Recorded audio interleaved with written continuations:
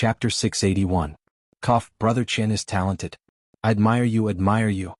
The moment Chen Duoduo said this, the young men beside him were stunned for a moment before they immediately said with a smile. Almost all of their families were businessmen. Although they had been forced to study since they were young, it was difficult for them to even memorize books. They knew nothing about poems and essays. Because of this, they were looked down upon by those scholars. They naturally did not have a good impression of those people. They were happy to see Chen Duoduo write good poems and slap those people in the face. Of course, it was also because the Chen family was rich. Many of their families could only survive by relying on the Chen family. They had to fawn on the Chen family's young masters. My father often taught me to be low-key. I have talent. Will I tell you? Will I be like those poor bastards who spread it everywhere? I won't. Chen Duoduo stretched out his hand and pressed it down. He said, "It's fine if you know about these things. Don't spread it around. I don't like to be ostentatious. I don't know where he bought a poem from, but he's getting cocky." A cold snort came from the side. A green-robed scholar glanced over and said, "He really thinks he's a scholar. It's fine if he's trash who doesn't know anything about literature, but to take someone else's poem as his own, he's simply shameless." "Who are you talking about? Who are you talking about?" Before Chen Duoduo could speak, a person beside him stood up and turned around to look at him in dissatisfaction. The green-robed scholar smiled mockingly. He turned his head and said, "Who doesn't know shame? Who knows in their hearts? Don't you think so? If his heart is magnanimous, why would he be afraid of the words of others? I'm afraid some people have ulterior motives. Only he knows if there are any ulterior motives."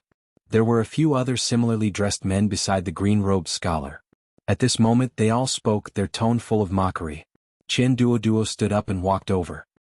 He looked at the person from before and asked, "If his heart is magnanimous, he won't be afraid of the words of others?" The scholar nodded and said, "Of course."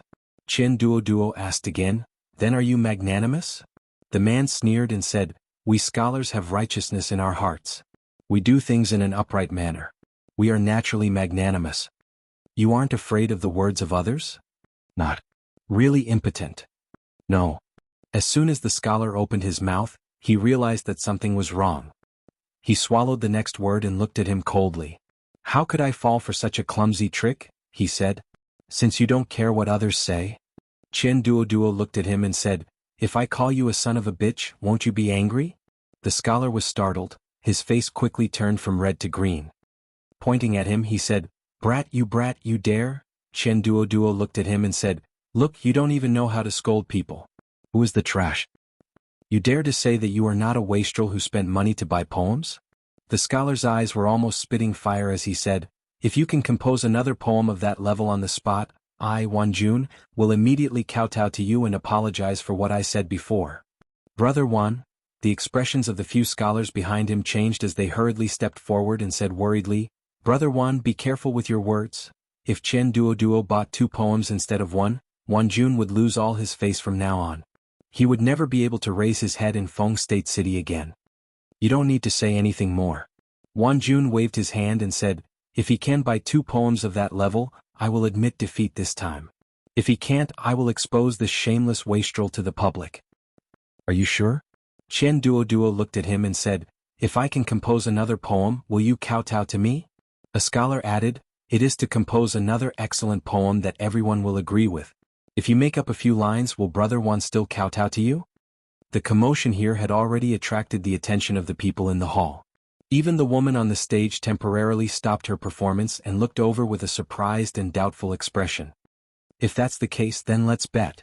Chen Duoduo nodded as he looked at the stage and said, "I remember the first time I met Miss Feifei. The plumage dance is still fresh in my memory. I will give this poem to Miss Feifei." "I give it to me?" The woman on the stage was startled and couldn't come back to her senses for a while. Below the stage there was already a voice coming out. "After a dream the tower is locked high, and the curtains are lowered when I sober up. Last year's spring hate comes. Falling flowers stand alone, and swallows fly together in the rain. I remember the first time I met Feifei wearing a robe with 2 hearts. The lute string speaks of yearning. The bright moon shines on the robe, and the rosy clouds return." The woman on the stage called Feifei was still wondering when she had worn a robe with 2 hearts. As for the lute, she didn't remember playing it often. She was good at the zither. Below the stage, the young man called Wanjun was stunned on the spot. The expressions of the people behind him changed almost at the same time. They didn't expect Chen Duoduo to so easily throw out such a poem. The people around them were already whispering the lyrics, secretly comparing it to the previous song. They were both about singing girls and the style was similar. The lyrics were similar. A person's style was usually fixed. At the same time, it was very difficult to change it. It was very easy for outsiders to tell if the two poems were written by the same person. Originally, they were almost certain that the Partridge Sky was bought by Chen Duoduo. However, at this moment, their hearts were a little shaken. After all, there were no scholars who had reached this level of talent who would be willing to sell their hard work. In reality, when one's literary talent reached this level, they would not lack money. One poem was already a little unbelievable, let alone two? Chen Duoduo turned to look at Wanjun and said, "How is it? This poem is not bad, right? What did Brother Wan say just now?" Wanjun's expression changed. He couldn't tell which of the two poems was better. Because of personal preferences and other factors, no one could tell. Because of this, it meant that if Chen Duoduo made another poem that was similar to the previous one, he would have to kowtow to him and apologize. At this moment, someone behind Wanjun suddenly said, "You bought one and you might have bought two. Unless you take out another one, you still can't prove that these two poems were written by you. I knew you would be shameless." Chen Duoduo shook his head and said, "Then how about you listen to this one?" After saying this, he opened his mouth again and said, "Red leaves, yellow flowers, autumn is late, 1,000 miles miss the traveler. Flying clouds end, returning to the swan with no letter, where can I send a letter? Tears fall unceasingly by the window. Like an inkstone turning to grind ink. Gradually writing about parting, deep in this love, the red paper is colorless." Wanjun opened his mouth and his face was ashen. This time he didn't say anything. The scholars behind him also had faces full of disbelief. How long had it been? Did he really think composing poems was like eating and drinking? The way the surrounding people looked at Chen Duoduo had already changed. He might have bought one or two poems, but he couldn't possibly tie up a talented scholar to write poems for him, right? Anyone who was involved in poetry could easily see that these three poems were obviously written by the same person. Such a talented scholar should have been famous throughout Feng province. How could he work for someone else's disciple? Could it be that this young Master Chen, who had always been known as an idiot, had been hiding it all along? Astonished expressions appeared on more and more people's faces. Li was also astonished. Other than astonishment, he was also gratified. This was because when he came back, he found that Mississippi Lu had actually washed all the dishes. In the past 2 years, this was the first time he saw her do such a thing. After putting away the groceries and the money, he chatted with Mississippi Lu for a while before going to bed. Among the 13 poems just now, more than 8 of them were written by Yan Jidao. Before going to bed, Li put his palms together and recited in his heart, "I'm forced to make a living. Brother Yen, don't blame me, don't blame me." Chapter 682. Wanjun's face was pale. He lowered his head and didn't say a word. The scholars behind him also lowered their heads and didn't say a word. Everyone, including the woman on the stage, looked at Chen Duoduo with unprecedented changes in their eyes. "Brother Wan, how is this poem? It's not bad, right?" Chen Duoduo looked at Wanjun and said, "I don't know why, but my thoughts are flowing like a spring today. Just now I came across another poem. Brother Wan, do you want to help me appreciate it? You don't push me too far." Wanjun raised his head and widened his eyes, which were full of anger. Chen Duoduo looked at him and narrowed his eyes, saying, "Brother Wan, have you forgotten what you just said?" "I was wrong." Wanjun's expression changed. He said in a low voice and turned around saying, "Let's go." Seeing that they were about to leave, one of the people behind Chen Duoduo wanted to stop them but was stopped by him. Chen Duoduo waved his hand and said, "Forget about kowtowing. I don't want to have such an unfilial son." Many people looked at the backs of Wanjun and the others as they left with complicated expressions.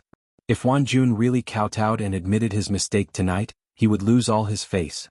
After tomorrow he would definitely become the laughingstock of Feng State City. Although he temporarily saved his face by leaving like this, it was inevitable that he would end up going back on his word. If Chen Duoduo was just an idiot and the poem was really bought, it would be fine. But he threw out 2 more poems just like that and shut everyone's mouth. With that kind of talent, how could he sell his poems to others for money? Unless he really kidnapped Zhao Xiuwen and forced him to write poems for him. Otherwise, he had always been low-key and never revealed anything. However, if it was the latter, what was the reason? One person looked at Chen Duoduo with eyes full of admiration and said, "Hey brother Chen, you just said that you have a new poem. Read it for us." "Read what?" Loki. Chen Duoduo waved his hand and said, "We'll talk about it next time." Just now he had desperately memorized 2 poems. When he read the first one he almost read out the 2 words Xiaoping. If he hadn't remembered that there was an annotation below the sentence, where the word Xiaoping could be written with any woman's name, he would have almost made a fool of himself. He even marked out such details. That brother was really meticulous to the extreme. He could simply be called a businessman with a conscience. Let's go. Eating and drinking were not his goals. He had already done what he needed to do. Seeing those poor scholars suffer made him feel carefree. Chen Duoduo waved his hand and walked out of the door. "Young Master Chen, please wait." Chen Duoduo turned his head in confusion and saw the woman named Feifei coming down. She smiled and said to him, "I wonder if Feifei has the honor to invite Mr. Chen upstairs for a chat?" Chen Duoduo was stunned and said, "Yes."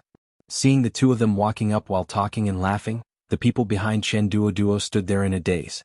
"Brother Chen, you guys go back first. I want to talk about poetry with Miss Feifei." Chen Duoduo didn't look back. He waved his hand and said, "It's good to know how to write poems." Seeing the 2 of them enter a certain room, someone sighed and said with a sigh, "Before today Chen Duoduo was still the same as them, relying on throwing money to attract the attention of these women. After today he had completely left their ranks. Just like today they could only sigh as they watched him and Miss Feifei's back. Very quickly, the woman on the stage changed to another person. However, she did not receive much attention from the crowd. It was unknown how many people were looking at the tightly shut door upstairs with complicated feelings. Li Yi pushed open the door and stretched comfortably. He let out a long breath of foul air and could not help but feel refreshed. The medicinal herbs must have really worked. These days Mississippi Lu's body was recovering very quickly. Apart from being unable to use her vital qi, she was no different from a normal person in other aspects.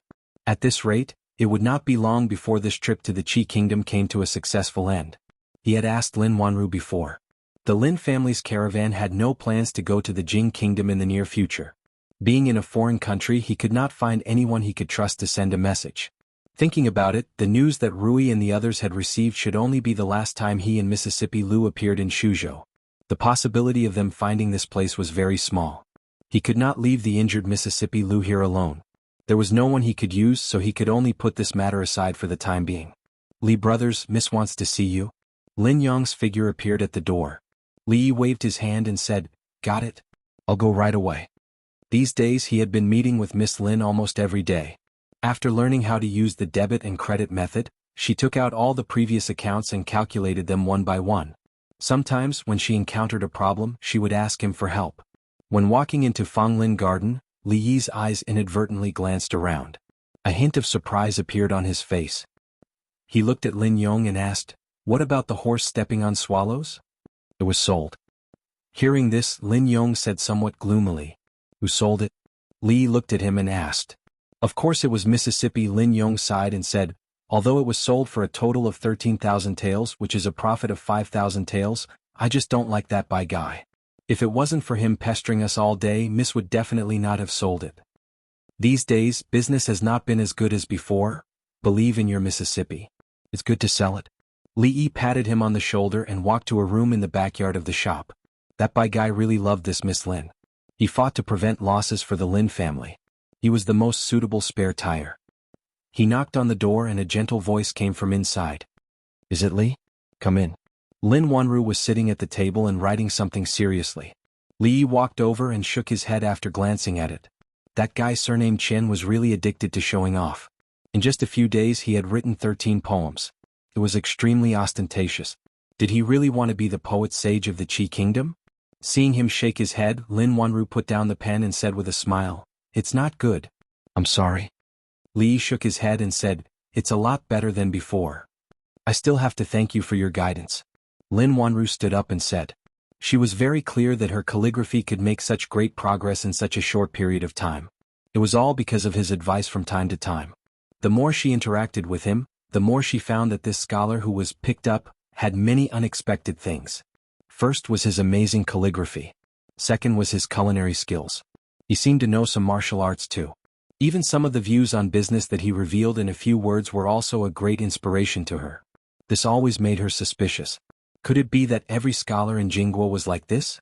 Li Yi's gaze moved away from the poem she had copied and asked, "Is there something wrong with the accounts again?" Lin Wanru shook her head and said, "I actually invited you here because I have a presumptuous request." The concept of presumptuous request was too broad. Some things could be agreed to and some could not be agreed to. After all, Mississippi Lu was still here, so he still had to pay attention to some things. "What is it?" Li Yi looked at her and asked. He had to clarify whether he could agree to it or not. "There's an important meeting tomorrow night. Several big trading companies in Feng State will be participating. Brother Lin is straightforward, so it's not suitable for him to participate. I don't know if you have time." "I think, that's it?" "That's it." Li Yi nodded with some disappointment. "If it's tomorrow night, I should have time." Chapter 683. The meeting that Lin Wanru mentioned was actually a gathering of some rich businessmen in Fengzhou City. It was said that it would be held every once in a while. After all, doing business was not the business of one or two families. Even top businessmen like the Chen family had to cooperate with others, let alone the Lin family, who could not avoid these necessary social interactions. As the guard of the Lin family, Lin Yong was also Lin Wanru's bodyguard most of the time. He would follow her on some important occasions. In the previous meeting, because a certain wealthy merchant said some inappropriate words to Lin Wanru, he was violently beaten up by the furious Lin Yong on the spot. Later on, the Lin family paid a price to settle the matter with great difficulty. Although there weren't any serious consequences, from then on, Lin Wanru didn't dare to bring him to similar occasions anymore. Lin Wanru had just briefly mentioned these things to him. Compared with Lin Yong, who was a hothead, he looked gentle and modest. He knew how to do business. Most importantly, he was handsome and could be taken out to meet people. He was the best choice to take his family on a trip to a banquet. The reason why he agreed to take her along was that they had become familiar with each other these days. It was not a good idea to refuse such a small matter. Secondly, it was boring to go to bed early every night. It was good to go out occasionally to change the mood. The place they were going to tomorrow was a small manor of the Chen family in the city. Every banquet was held by several top businessmen in turn. Small families like the Lin family were only qualified to participate. The host of this banquet was the Chen family. Recently, the Chen family was very famous in Fengzhou City. Before this, the Chen family was well known because they were rich. Recently, they became famous because they had an evildoer. This evildoer was called Chen Duo. More than a dozen shocking poems were thrown out, which made him completely popular in Fengzhou City. Everyone knew that Zhao Xiuwen was the sage of poetry of the Qi kingdom. He was a role model for scholars and he was the top scholar in the 5th year of Xinghe. Now he was assisting the 3rd prince in Feng province. Everyone knew about his talent. However, in recent days, Chen Duoduo's name had almost overshadowed Zhao Xiuwen's reputation in Feng Prefecture City. After being ridiculed for more than 10 years, he had also been labeled as an idiot for more than 10 years. After enduring patiently for more than 10 years, he suddenly shocked everyone and completely subverted everyone's understanding of him. There were many people who had doubts about this, but there were also some people who believed that the Chen family had really produced a Qilin son this time. "Xiuwen, what do you think?" Yang Yinzhou asked Zhao Xiuwen after flipping through a book of poems. "Great literary talent." Zhao Xiuwen also held a similar booklet in his hand. He nodded his head and said, 13 poems, each of which is an excellent work." Yang Yinzhou shook his head and asked, "Do you really believe that these poems were written by Chen Duo in 5 days? For a poem of this level, even I would have to spend a long time to craft it. It's not like you and I don't know what the son of the god of wealth is like." Zhao Xiuwen put down the book of poems and said, "There must be an expert behind him. But I still can't figure it out. From his poems, I can see that he must be a proud person. Why would he give away his painstaking efforts? Could it really be just for money?" Yang Yinzhou asked doubtfully, "The important thing is, when did such a talent appear in Feng province?" Zhao Xiuwen smiled and said, "I might have to go to the Chen family in a few days. Speaking of which, he is also in Feng province." Yang Yinzhou thought about it and said, "Could it be him?" Zhao Xiuwen raised his eyebrows and asked, "If it was him, it would not be difficult for him to write these poems. But why would he give them to a stranger? It's not a gift." Yang Yinzhou looked at him and said, "When he first arrived in Feng province, he pawned the 3rd prince's jade pendant. He must be in desperate need of money. With his style of doing things, it is not strange at all that he would do such a thing." Zhao Xiuwen frowned and asked, Even if he was in need of money, he is a proud scholar. How could he? Xuan, you still don't know him very well. Yang Yanzhou smiled and said, years ago in Qingyan Prefecture, he wrote the Immortal on the Magpie Bridge on the prayer lantern. It was picked up by someone and spread out. At the Mid-Autumn Poetry Meet, he used the Shuidiao Getu to win 200 taels of silver. At King Ning's mansion he used the phrase writing new poems to express his worries, and made many scholars lose face. A dozen poems caused the reputation of the goddess of water to spread to the Qi kingdom. But what you don't know, Xiuwen, is that he casually gave those poems to a woman. Now that I think about it, when he was in need of money, it is not strange that he used these poems to exchange for money. Yang Yanzhou smiled bitterly and said, even though I don't want to admit it to him, poems seem to be something that he did casually.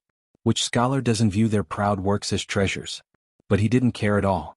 Just this point alone is something that I will not be able to do in my lifetime. If it really was him, Zhao Xiuwen looked out the window and said, I have to go to the Chen family today. In a gorgeous manner somewhere in Fengzhou City, a fat middle-aged man with a big belly walked out of the door. He looked at the two young men and said with a bit of surprise, what kind of wind is blowing today? How come you two are here? Zhao Xiuwen cupped his hands and said, I took the liberty to come here. Money God, please don't be offended. The fat middle-aged man waved his hand and said, don't be offended. Please come in quickly. Perhaps not many people knew the name of this middle-aged fatty, but if one mentioned his nickname, almost everyone in Feng State City would know about it.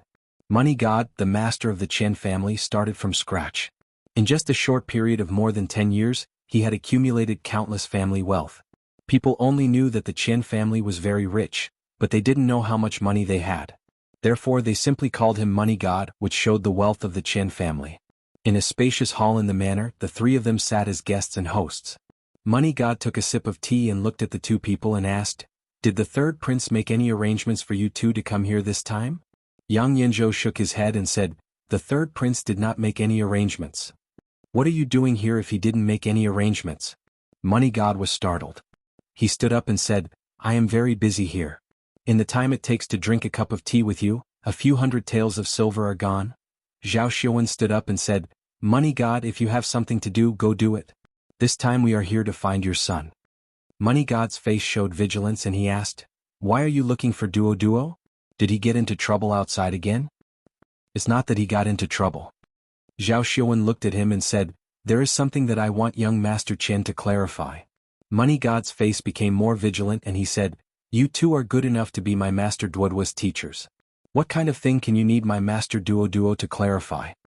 Zhao Xiuwen's face showed helplessness. He turned his head and looked at Yang Yanzhou and said, Yanzhou, you tell him. There are 10,000 taels of silver here, enough to buy 13 songs. Next time you can't be so impulsive. Release one song every 3 days. Well, that's it. In a room, a slightly fat young man pressed a stack of silver notes under his pillow and whispered, I have to save money for a while. I can't let father know. Young master, young master. A servant's voice came from outside the door. Chen Duo put down the quilt, walked over, opened the door and asked, what's the matter? The servant immediately said, young master, the master wants you to go over. Chen Duo frowned and asked, isn't my father busy at night now? What does he want me to do? The servant replied, I don't know. There were 2 guests at home just now, so the master came over and asked me to call you over. Chen Duo waved his hand and said, lead the way. He was thinking about how to see his brother again. Under the guidance of the servant, he soon came to a hall. He raised his head and looked at the middle-aged man sitting in the chair and asked, Father, why are you looking for me? Chen Duo looked at him with a black face and asked, tell me, what have you done in the past few days? Tell me honestly. No. Chen Duo was stunned for a moment and said, I've been fine these days. I haven't caused any trouble. Bastard, you still don't admit it? Chen Duo stood up from the chair, pointed at his nose and scolded, I haven't paid attention to you for a few days. You've grown up. Instead of learning how to do business with me, you actually went to write poems. Why did you write such useless things? Don't tell me that you want to be the top scorer. Instead of doing proper things, you have to go to these crooked ways. Even if you become the top scorer, what can you do? You're still a good-for-nothing. On the side, Yang Yanzhou and Zhao Xiuwen looked at each other and took a deep breath at the same time. The 2 extremely self-restrained top scorers finally calmed down a little. Chapter 684. Dad, I know I was wrong. Chen Duoduo lowered his head and said sincerely. When it came to this kind of topic, he never argued with his father. Otherwise, it would cause even more serious consequences. You have to remember that you will inherit the Chen family in the future. Don't go down the wrong path. Chen Duoduo nodded with satisfaction. Then he turned his head and looked at Yang Yanzhou and Zhao Xiuwen. He said, "Okay, Tu Zhuangyuan, if you have anything to say you can ask now." When he called them Zhuangyuan, Yang Yanzhou and Zhao Xiuwen didn't have any special feelings in their hearts. At this moment, when he mentioned it again, they felt an inexplicable irony. Suppressing this strange thought, Yang Yanzhou looked at Chen Duoduo and said, "I just want to ask young Master Chen, the 14 poems that have been circulating recently, were they written by you?" As his voice fell, Zhao Xiuwen also looked over. "What do you mean?" Chen Duoduo frowned and said, "My poems, of course, were written by me. This is not a business. Can I buy them from others?" Zhao Xiuwen glanced at him and said, "This is a matter of great importance. I hope young Master Chen can answer truthfully." Chen Duoduo curled his lips and said, "What do you mean truthfully? This was originally written by me." Zhao Xiuwen cupped his hands and said, "Since young Master Chen can write such excellent works, you must have a lot of works in your daily life. Brother Yang and I are also people who love poetry. Young Master Chen, why don't you take it out and let us appreciate your literary talent?" Damn, I was careless. Chen Duoduo cursed in his heart. At that time, he should have spent another 10,000 taels of silver to buy 100 poems that were worth 100 taels of silver. If he was unhappy, he could have spent one, and if he was happy, he could have spent two. Then he wouldn't have encountered this embarrassing situation. Ahem. He covered his mouth and coughed dryly. He said, "Writing poetry relies on inspiration. To be honest, I haven't written before. Suddenly, one day when I woke up, there was a strange feeling in my mind. I felt like my thoughts were flowing and my writing was spirited." Chen Duoduo sighed and said, "This feeling will appear every few days. I don't know when it will appear again." Zhao Xiuwen and Yang Yanzhou were stunned for a moment. Although some masterpieces relied on a momentary flash of inspiration, the prerequisite was that one had to accumulate enough experience to support such momentary inspiration. He was originally an idiot and suddenly wrote so many terrifying poems. That flash of inspiration had to be flashing from morning to night. Zhao Xiuwen looked back at Fortune God of Money and asked, "Fortune God of Money?" Money God of Fortune waved his hand and said, "Whether you believe it or not, I believe it." Yang Yanzhou suddenly turned his head to look at him and said, "This matter is related to an important matter for His Highness. We must know who wrote this poem." "Really?" Fortune God of Money's face froze. "Of course," Yang Yanzhou said. Money God of Fortune nodded, turned to Chen Duoduo and asked, "Tell me who bought those poems from?" Seeing the God of Fortune's serious face, Chen Duoduo showed a hint of hesitation on his face. How much did it cost?" Chen Duoduo looked up again and said helplessly, 10,000 taels. 10,000 taels and you bought a few lousy poems?" Money God of Money's eyes widened. "You prodigal son of AB***. Money God of Money, many of those poems are enough to be passed down through the ages. They are worth far more than 10,000 taels. Zhao Xiuwen finally couldn't help but speak. Money God of Money waved his hand and said, "I don't care if it's passed down or not. Throwing out 10,000 taels of silver without making a sound is not the style of my Chen family." Then he looked at Chen Duoduo and said angrily, "Tell me honestly, who sold these poems to you?" Chen Duoduo sighed and said helplessly, I don't know. You said you didn't even see the person's face, let alone know who he is. You just gave him 10,000 taels of silver. Aren't you afraid that he will cheat you?" Money God of Money rubbed his eyebrows and asked again. Chen Duoduo said, "But it turns out that the brother did not cheat me. ****, you're still in the right." Money God of Money was so angry that the fat on his face trembled a few times. At this time, an old servant walked in from outside the door and said, "Master, the Zhou family and the Huang family are here. I'll deal with you when I'm done tonight." The Zhou family and the Huang family both had major cooperation with the Chen family. Their families' financial resources were similar to the Chen family's, so they could not be neglected. Money God of Money glared at Chen Duoduo and said to Yang Yanzhou and Zhao Xiuwen, "I have important guests to entertain now. You guys sit here for a while." Zhao Xiuwen nodded and said, "Money God of Money, go ahead. We still have some details to ask young Master Chen."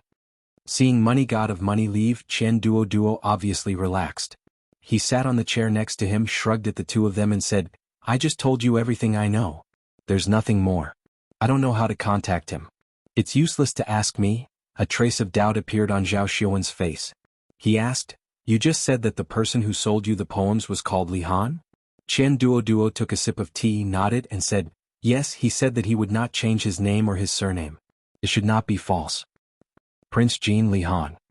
Yang Yinzhou nodded and said, it should not be false. A trace of joy appeared on Zhao Xiuwen's face. He looked at Chen Duo and said, describe the situation again. Chen Duo's face showed an impatient expression. He waved his hand and said, how many times have I said that I really don't know where he is? I have already told you what I should tell you. You can go and find him. Why are you staying at my house? Li Yi once heard people say that among the many mansions in Fengzhou City, the one with a silver lion at the door was the Chen family. At that time he thought that it was not symmetrical. He imagined the image of a silver lion squatting in front of the Chen family's door.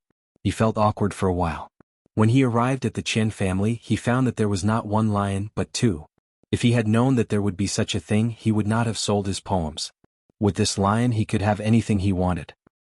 He looked back at Lin Wanru and asked, is this lion really made of pure silver? Everyone in Fengzhou City knows about the Chen family's silver lion.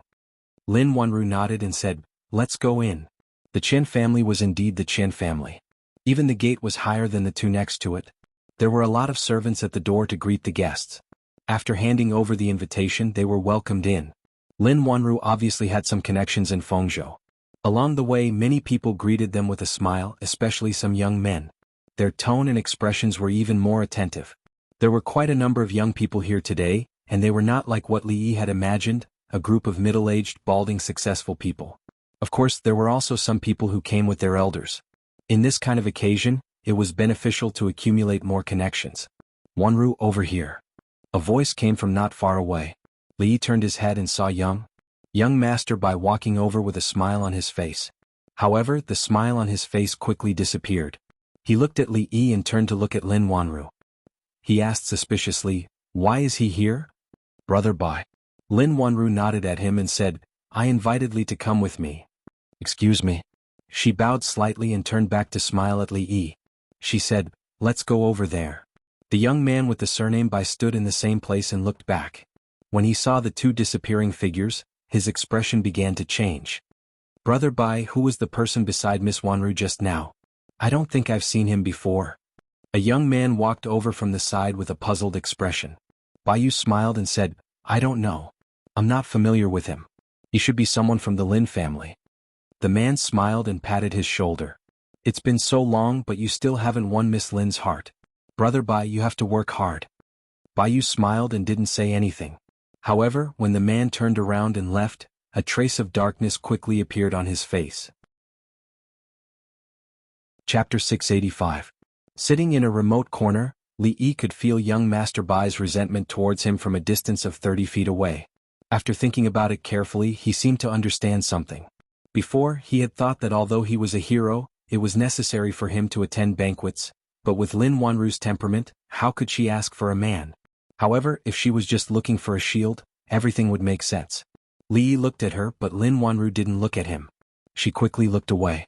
She took out a small booklet from her sleeve and said, there is one thing I don't quite understand about the bookkeeping method. It was obvious that she was changing the topic. She was so smart, so how could she not understand the simple bookkeeping method after such a long time? She saw through it, but she didn't point it out. Otherwise, both of them would be embarrassed. Li Yi nodded and said, what do you not understand? Let me see. Not far away beside a table, the young man with the surname Bai looked somewhere and clenched his fists tightly. He took a deep breath to calm himself down. Seeing two people coming over, he smiled and stood up to greet them. Shopkeeper Ma, Shopkeeper Su, long time no see. Hey, isn't this young Master Bai? Long time no see, long time no see. Well, you go ahead. I will sit here for a while and eat something. Li Yi waved his hand and Lin Wanru, who was absent-minded, came back to herself. She nodded and said, then I will go first. Watching her leave, Li Yi took a piece of fresh fruit and vegetables from the table. The Qian family prepared enough drinks and snacks and they tasted good. Except for Lin Wanru, he didn't know anyone else here. Tonight, the people in the manor were all in small groups. Those who had business dealings with each other naturally gathered together. There were several places where there were many people, and they surrounded one or two people in the innermost area with smiles on their faces. Those people should be the famous businessmen in Fengzhou City. Feeling bored, Zhang Xian casually swept his gaze across the area and saw a familiar fatty walking out from a door.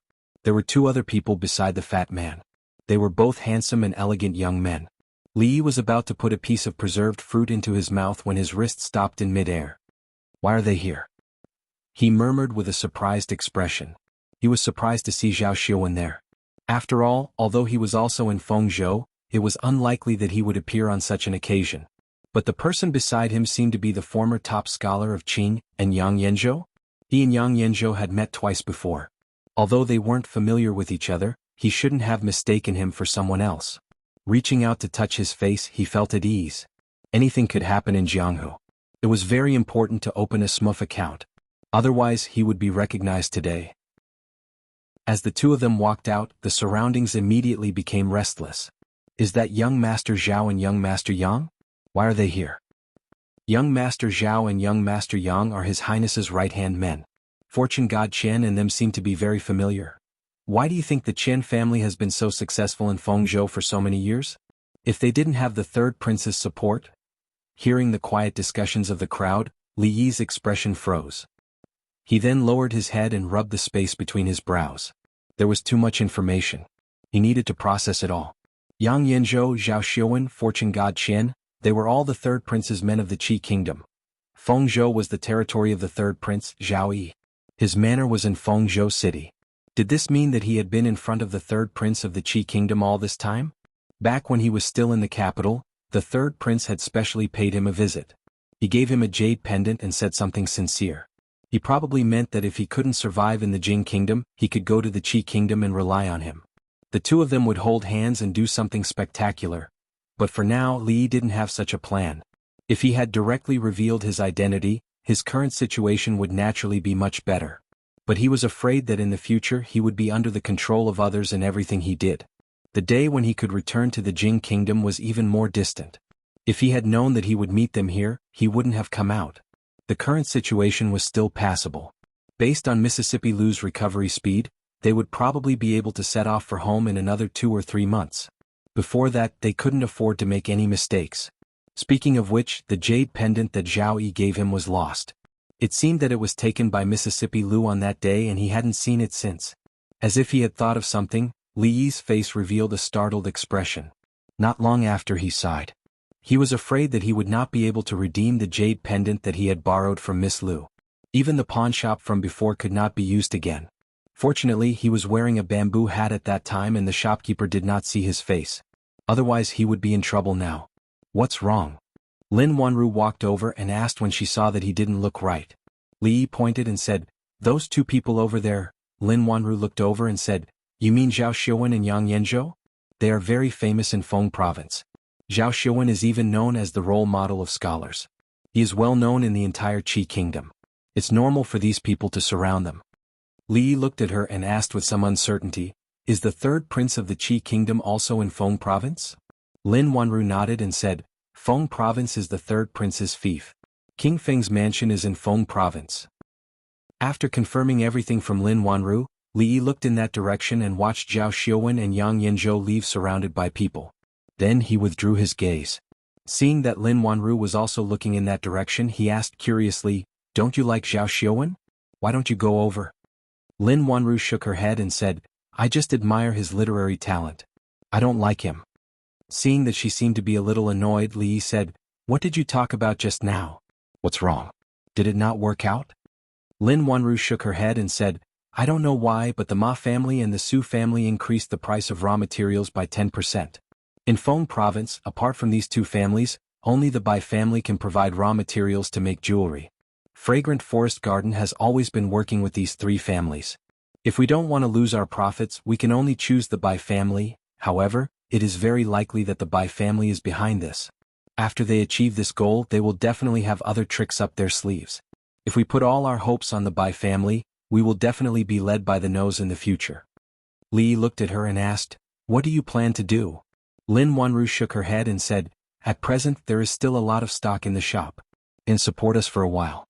We will think of a way when the time comes." Li Yi could not help her with this matter. He still had a lot of things to solve. Feng Province, the third prince, things in this world were really coincidental. The so-called meeting was extremely boring. The only thing he gained was some information that was very important to him. Lin Wanru took out the booklet again and picked up a pen from the table. She seemed to be calculating something. After a while, she flipped through the booklet, stood up and looked around. What's wrong? Did you lose something? Li looked at her and asked. The piece of paper you just used to demonstrate. Lin Wanru said. She saw a fat man not far away pick up an item from the ground and said, I found it. It's over there. When she was about to walk over, a hand reached out from the side and held her wrist. Sit down. Li looked over and said in a low voice.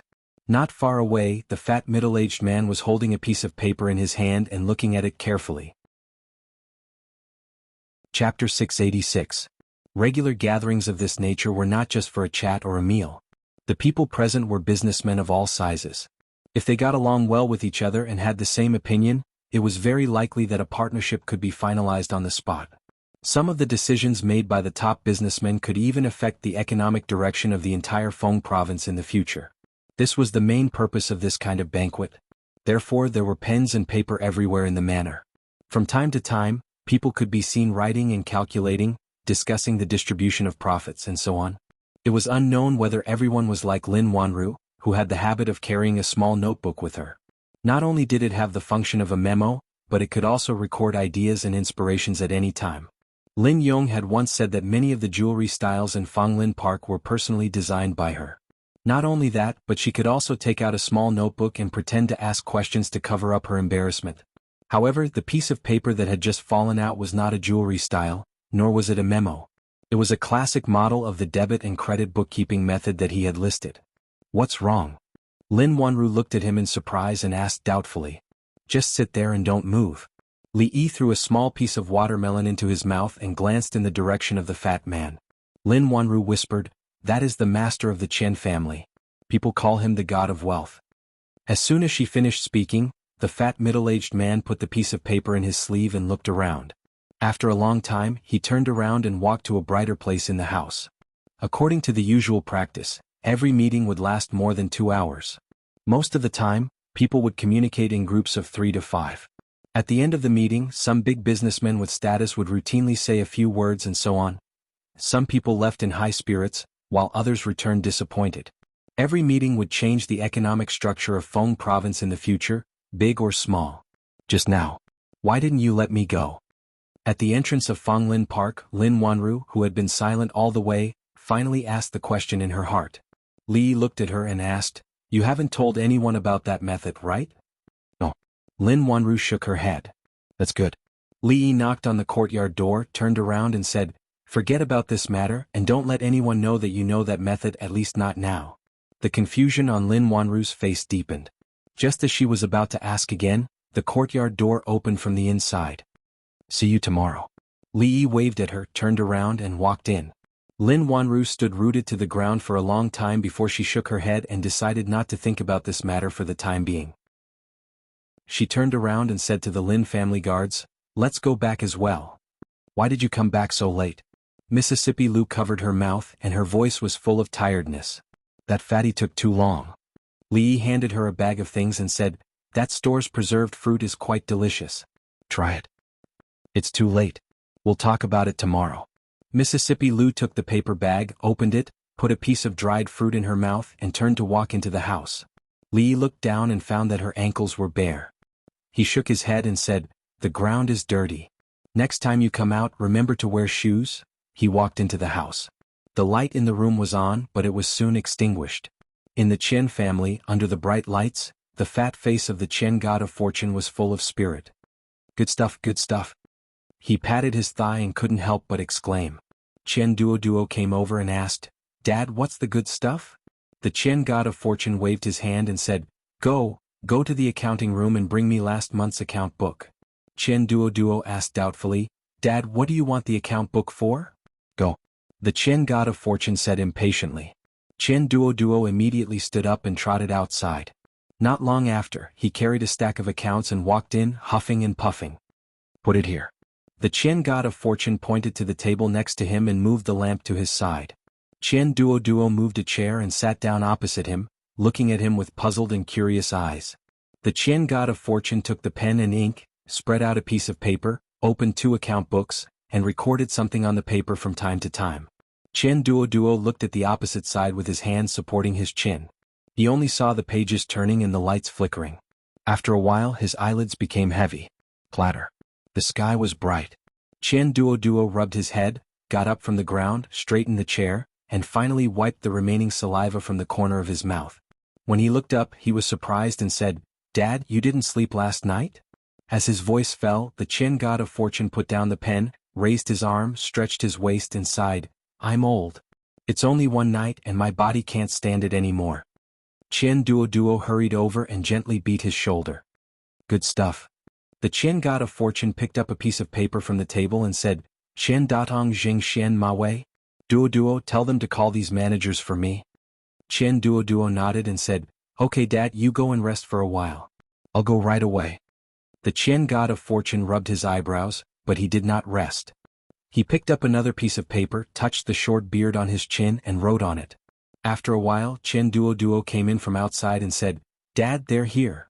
The Qian god of fortune waved his hand and said, "Okay, you go out first." Qian Duo looked at him with some doubts. When he left he closed the door. A middle-aged man in the middle of the 3 said with a smile, "I don't know why the shopkeeper is looking for us." The Qian god of fortune glanced at them and asked faintly, "Datong, how long have the 3 of you been with me?" In reply to the shopkeeper, 5 years. A trace of doubt appeared on the middle-aged man's face and then he said. The 2 people looked at each other and a trace of joy quickly appeared on their faces. The shopkeeper rarely asked these questions. Did he want to promote the old people of the Chamber of Commerce? 5 years. The Qian god of fortune sighed and said, "In 5 years even a dog knows how to wag its tail. How can I raise you 3 ungrateful wolves?" When he said this he stood up from the chair, and the momentum of his whole body suddenly changed. The bodies of the 3 people trembled. When they looked up they seemed to see a mountain pressing down from the front. In the early morning, Li opened the door. The street was already full of pedestrians, and the Fonglin Yuan next to it had already opened. He came back very late yesterday and he was tossed around by Mississippi Lu until late at night, saying that he woke her up and that she wanted to listen to some martial arts story. Li covered his mouth and yawned. When he was about to turn around and go back he saw Lin Wanru coming from a distance. "Good morning, Miss Lin." Li waved to her from a distance. Last night he didn't explain too much to her. The power of debit and credit was more powerful than the power of heaven's punishment. If it was not handled properly people might die. Without enough strength it was better not to get involved. This matter had already been confirmed in the Jing kingdom. "Morning." Lin Wanru nodded slightly to him, walked past him and walked into the shop. When he shook his head and planned to go back to prepare breakfast for Mississippi Lu, who had not yet gotten up, Lin Yong's loud voice came from the shop next to him. "Go go go. What Great Britain and Little Britain? If you want to eat, go somewhere else. Don't disturb our business." Li's footsteps stopped. Chapter 687. Did you hear that? Go go. In the shop in Fonglin Garden, Lin Yong waved his hand impatiently at the beggars in front of him and said, "It's not time to eat yet. There's no extra food here for you." Lin Wanru walked in from outside and happened to see Lin Yong driving away the beggars. She thought for a moment and said, "Brother Lin, go buy a few steamed buns for them and let them go." Lin Yong took out a dozen copper coins from his waist and slapped them on the table in front of him. He said, take it. Don't make trouble here." "We're not here to make trouble here." The leader, a man with unkempt hair and a dirty face, stammered, "We want to do business with you." Lin Yong rolled up his sleeves and said, "I've given you the money. Go quickly. Don't make trouble here. If you don't leave, don't blame me for being rude." "Brother Lin, I'll leave it to you," Lin Wanru said and walked toward the backyard. When she came in just now she seemed to have heard a familiar word from Lin Yong, but it just flashed in her mind and disappeared. She couldn't remember it no matter how hard she tried. She shook her head and stopped thinking about it. The Ma family and the Su family had cut off the source of raw materials for Fonglin Garden. This matter had to be resolved as soon as possible. Otherwise the Lin family stock would not last long. "We're from Great Britain." Seeing that the beggar still dared to talk nonsense, Lin Yong finally showed a hint of anger on his face. When he was about to raise his head and roll up his sleeves, a voice came from outside the door. "You're from Great Britain?" Li walked in from outside the door and looked at the unkempt men. He asked, "The United Kingdom of Northern Ireland? How did you?" The man in the lead looked shocked and almost blurted out. He suddenly changed his words halfway and said, "How do you know our country?" Li asked with a smile, "How is Queen Elizabeth?" The men trembled slightly, and the way they looked at him immediately changed. Lin Yong scratched his head, walked over and asked, "Li brothers, what are you talking about? Is there really something big? Great Britain? What does the Queen mean? Can a woman be a king? How come I've never heard of it?" "You'll know if you read more books." Li nodded. "In their country, a woman can be the emperor. There's such a thing in the world?" Lin Yong's face was full of shock. It was obvious that his worldview had been turned upside down. He asked, "Then can their empress have many husbands? Can she handle it alone?" Lin Yong's focus was always so unique. Li shook his head and said, "It's not mentioned in the book. I've only seen descriptions of Great Britain in books before. This is the first time I've met them. I have to find a place to understand the customs of Great Britain. As for whether their queen can handle it, I'll help you ask later." Li looked at them and said, "Guys, do you want to go next door and sit down?" The man with unkempt hair and dirty face proudly said, "You will certainly fall for the glory of the rising sun city." Watching them go out, Lin Yong seemed to think of something. He ran to the door and shouted, "Li brothers, don't forget to ask for me." "Got it?" Li waved his hand to him and closed the courtyard door. "Who are you?" The moment he closed the courtyard door, the men immediately raised their heads and looked at him vigilantly. The man in the lead said in a deep voice, How do you know Elizabeth?" All right, are you tired of talking like this?" Li waved his hand. He stretched one hand to his ear, and a thin layer of something was torn off his face. The man in the lead was stunned, and his face instantly showed surprise. He asked, "Young master, why are you here?" "Who are they?" Mississippi Lu came out of the house and looked at the several people in the courtyard. She held autumn water in her hand. "This subordinate greets the Union Lord." Several members of the Lu alliance saw her and immediately bowed. Their voices were loud and resounded throughout the courtyard. "Li brothers, what's the situation inside? What are their names?" Lin Yong's voice came from outside. Li replied loudly, "It's nothing. They said that their queen also has 3 palaces and 6 courtyards and 72 concubines, similar to our emperor here." 3 palaces and 6 courtyards and 72 concubines. Lin Yong touched his chin and thought of the picture of many women entangled together. He couldn't help but lick his lips. Suddenly, as if he remembered something, he looked up and asked, 3 palaces and 6 courtyards and 72 concubines, are they men or women?" "Men." A voice soon came from the courtyard. "Men." Lin Yong touched his chin again. The next moment, his body trembled and his face suddenly turned pale. "Don't you have a few hundred taels of silver in the time it takes to drink a cup of tea? Why do you have time to come here today?" In King Feng's residence, Zhao Yi looked at a fat man and asked with a smile, "Silver is important, but how can it compare to your highness's important matter?" Money God of Wealth stood up from his chair and said, "This time I came to show something to your highness. Could it be another rare treasure?" Zhao Yi looked at him and smiled. "That's the case, Yanzhou Xiuan, you two come over too. Let's see what kind of rare thing Money God of Wealth has this time." Money God of Wealth shook his head and took out an item from his sleeve. He handed it to Zhao Yi and said, "Your Highness, this is it." Zhao Yi opened the box and saw that there was only a piece of paper inside. He picked it up in confusion and looked at it. He shook his head and said, "Don't keep me in suspense. Could it be that this piece of paper is a treasure?" Money God of Wealth nodded and said, "This piece of paper is indeed a treasure." At this time, Zhao Yi also became interested. He looked at him and said, "Since it is a treasure, tell me what is its use?" Money God of Wealth said slowly, "Its use is to make Qi Kingdom free of corruption, and the government offices free of parasites. The officials are self-disciplined, the national treasury is full, and the whole world is clean." After being stunned for a while, Zhao Yi looked at him with a strange light in his eyes and asked word by word, "Is this true?" Money God of Wealth nodded and said, "Yes." Zhao Yi waved his hand and said, "Yanzhou Xiuan, come over and have a look." Although Yang Yanzhou and Zhao Xiuan were both well-known talents in Qi Kingdom, they also realized the importance of this piece of paper after Money God of Wealth's explanation. When it came to things like accounts, businessmen were more sensitive. Money God of Wealth is worthy of being called Money God of Wealth. Yang Yanzhou saluted him and said, "If this method can be implemented, Money God of Wealth will take the lead." Is there really such a strange thing? It can make Qi Kingdom free of corruption, and the government offices free of parasites. The officials are self-disciplined, the national treasury is full, and the whole world is clean. As a voice came from outside the door, several figures came in from outside. The one walking in front was a young man in luxurious clothes. At this moment he was looking at them with sharp eyes. His Royal Highness Prince Heng. First Prince. Money God of Wealth's face showed doubt, while Yang Yinzhou and Zhao Xiuwen's expressions changed slightly. I didn't know that you were coming. Zhao Yi didn't go out to meet you. I hope you don't take offense, Zhao Yi said slowly with a smile on his face. It's okay. The young man in luxurious clothes waved his hand and turned back to look at Money God of Wealth. He asked again, what you said just now, is it true? With just this piece of paper, you can completely wipe out the corrupt officials and restore Daqi to a clean country? Money God of Wealth glanced at Zhao Yi out of the corner of his eye. After a moment he nodded slightly.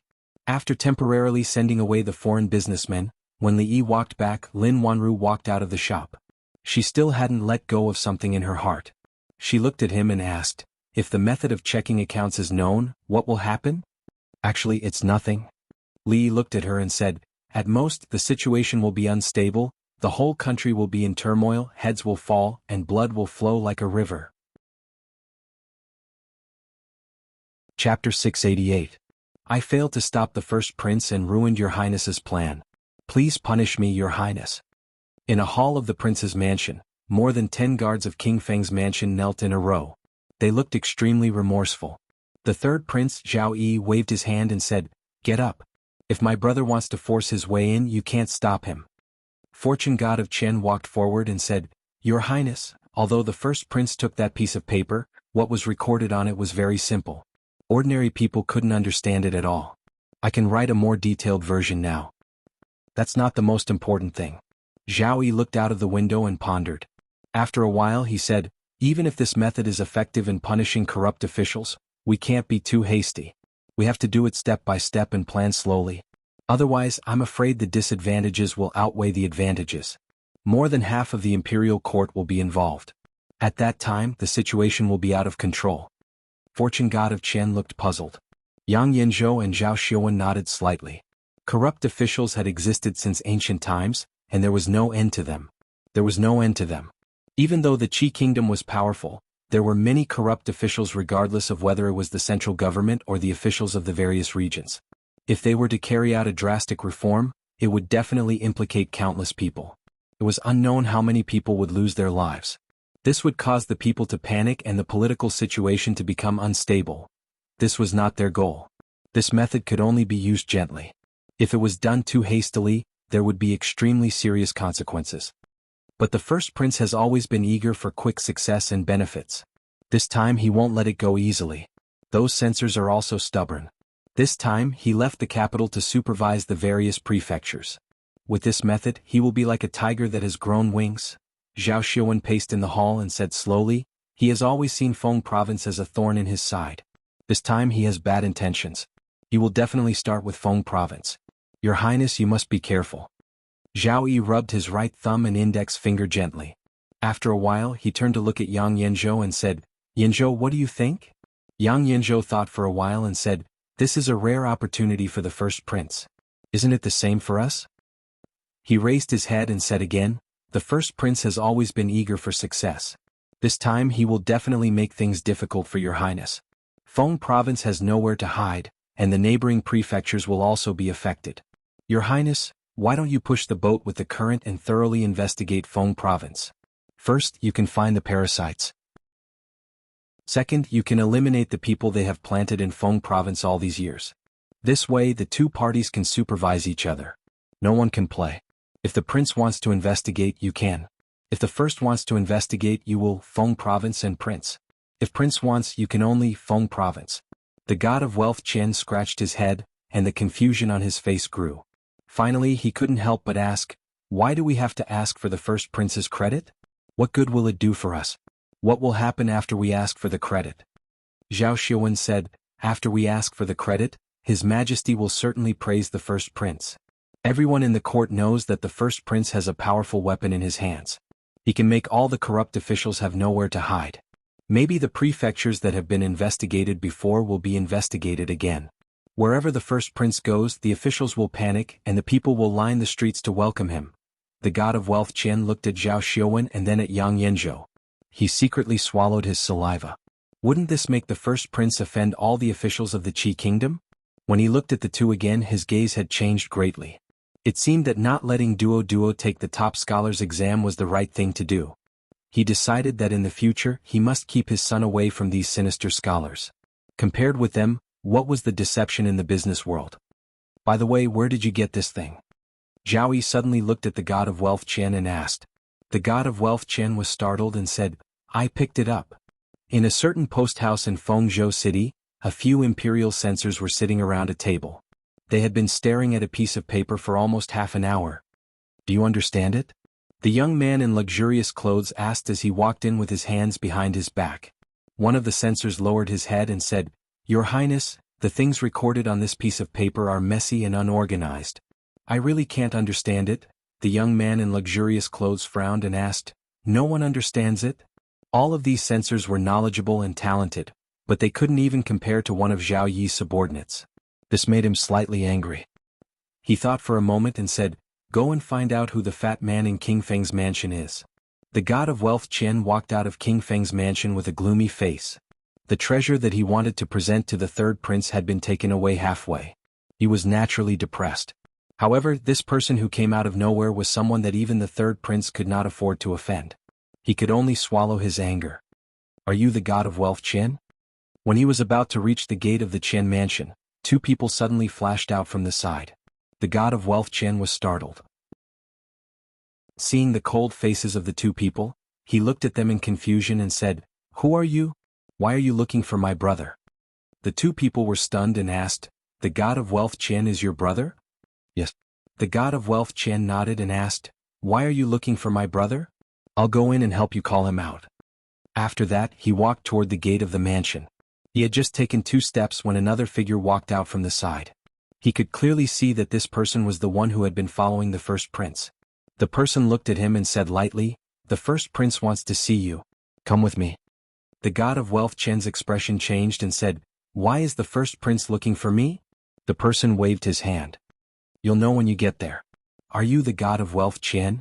The well-dressed young man looked at the fat man in front of him and asked with a smile. The god of wealth Qian immediately bowed and said, I don't deserve to be called the god of wealth Qian Duo. Greetings, your highness. I wonder why you summoned me here. The first prince picked up the piece of paper and said, Did you really create such a wonderful method? The god of wealth Qian looked up and said, It's just some petty cleverness. It's not elegant. Your highness, you flatter me. You don't have to be modest. It's not petty cleverness. The first prince smiled and said, I was worried about how to clean up the country's vermin. This method is of great use to our Qi kingdom. You should take the lead. When I return to the capital, I will ask for your merit in front of the emperor. The god of wealth Qian was stunned and then his face turned pale. He immediately said, Your highness, please don't. It's my honor to be able to solve your highness's worries. I can't take credit for it. Otherwise, I'm afraid that I won't be able to sleep at night because of fear. If all the corrupt officials knew that this thing was made by him, they would indeed not be able to sleep peacefully in the future. The god of wealth Qian said sincerely, All this is the credit of your highness. I'm very satisfied to be able to do something for your highness in silence behind your back. The first prince, Zhao Zheng, looked at him, nodded with satisfaction and said, You are a smart man who knows how to adapt to circumstances. He had thought that it would take more effort to persuade him to switch to him. He didn't expect that the god of wealth Qian was so sensible. Zhao Zheng was very comforted. I was ordered to supervise all the states and prefectures, and it takes time and effort to check the accounts. This time you have helped I a lot. You can rest assured that I will not treat anyone who has made great contributions unfairly. As long as you do your best to do things for I, you will enjoy endless glory and wealth in the future. The god of wealth Qian's face was full of fear and trepidation. He bowed and said, Thank you, your highness. Zhao Zheng nodded, handed him the piece of paper and said, Go and tell them in detail how to use this method. Yes, sir. The god of wealth Qian nodded, picked up the piece of paper and walked over. At the gate of King Feng's mansion, Yang Yanzhou and Zhao Xiuwen walked out. When they walked down the steps, Zhao Xiuwen suddenly turned his head and asked, Yanzhou, do you think the god of wealth Qian will make any mistakes? Yang Yanzhou shook his head and said, Don't underestimate that old fox. Chapter 689. This is actually very simple.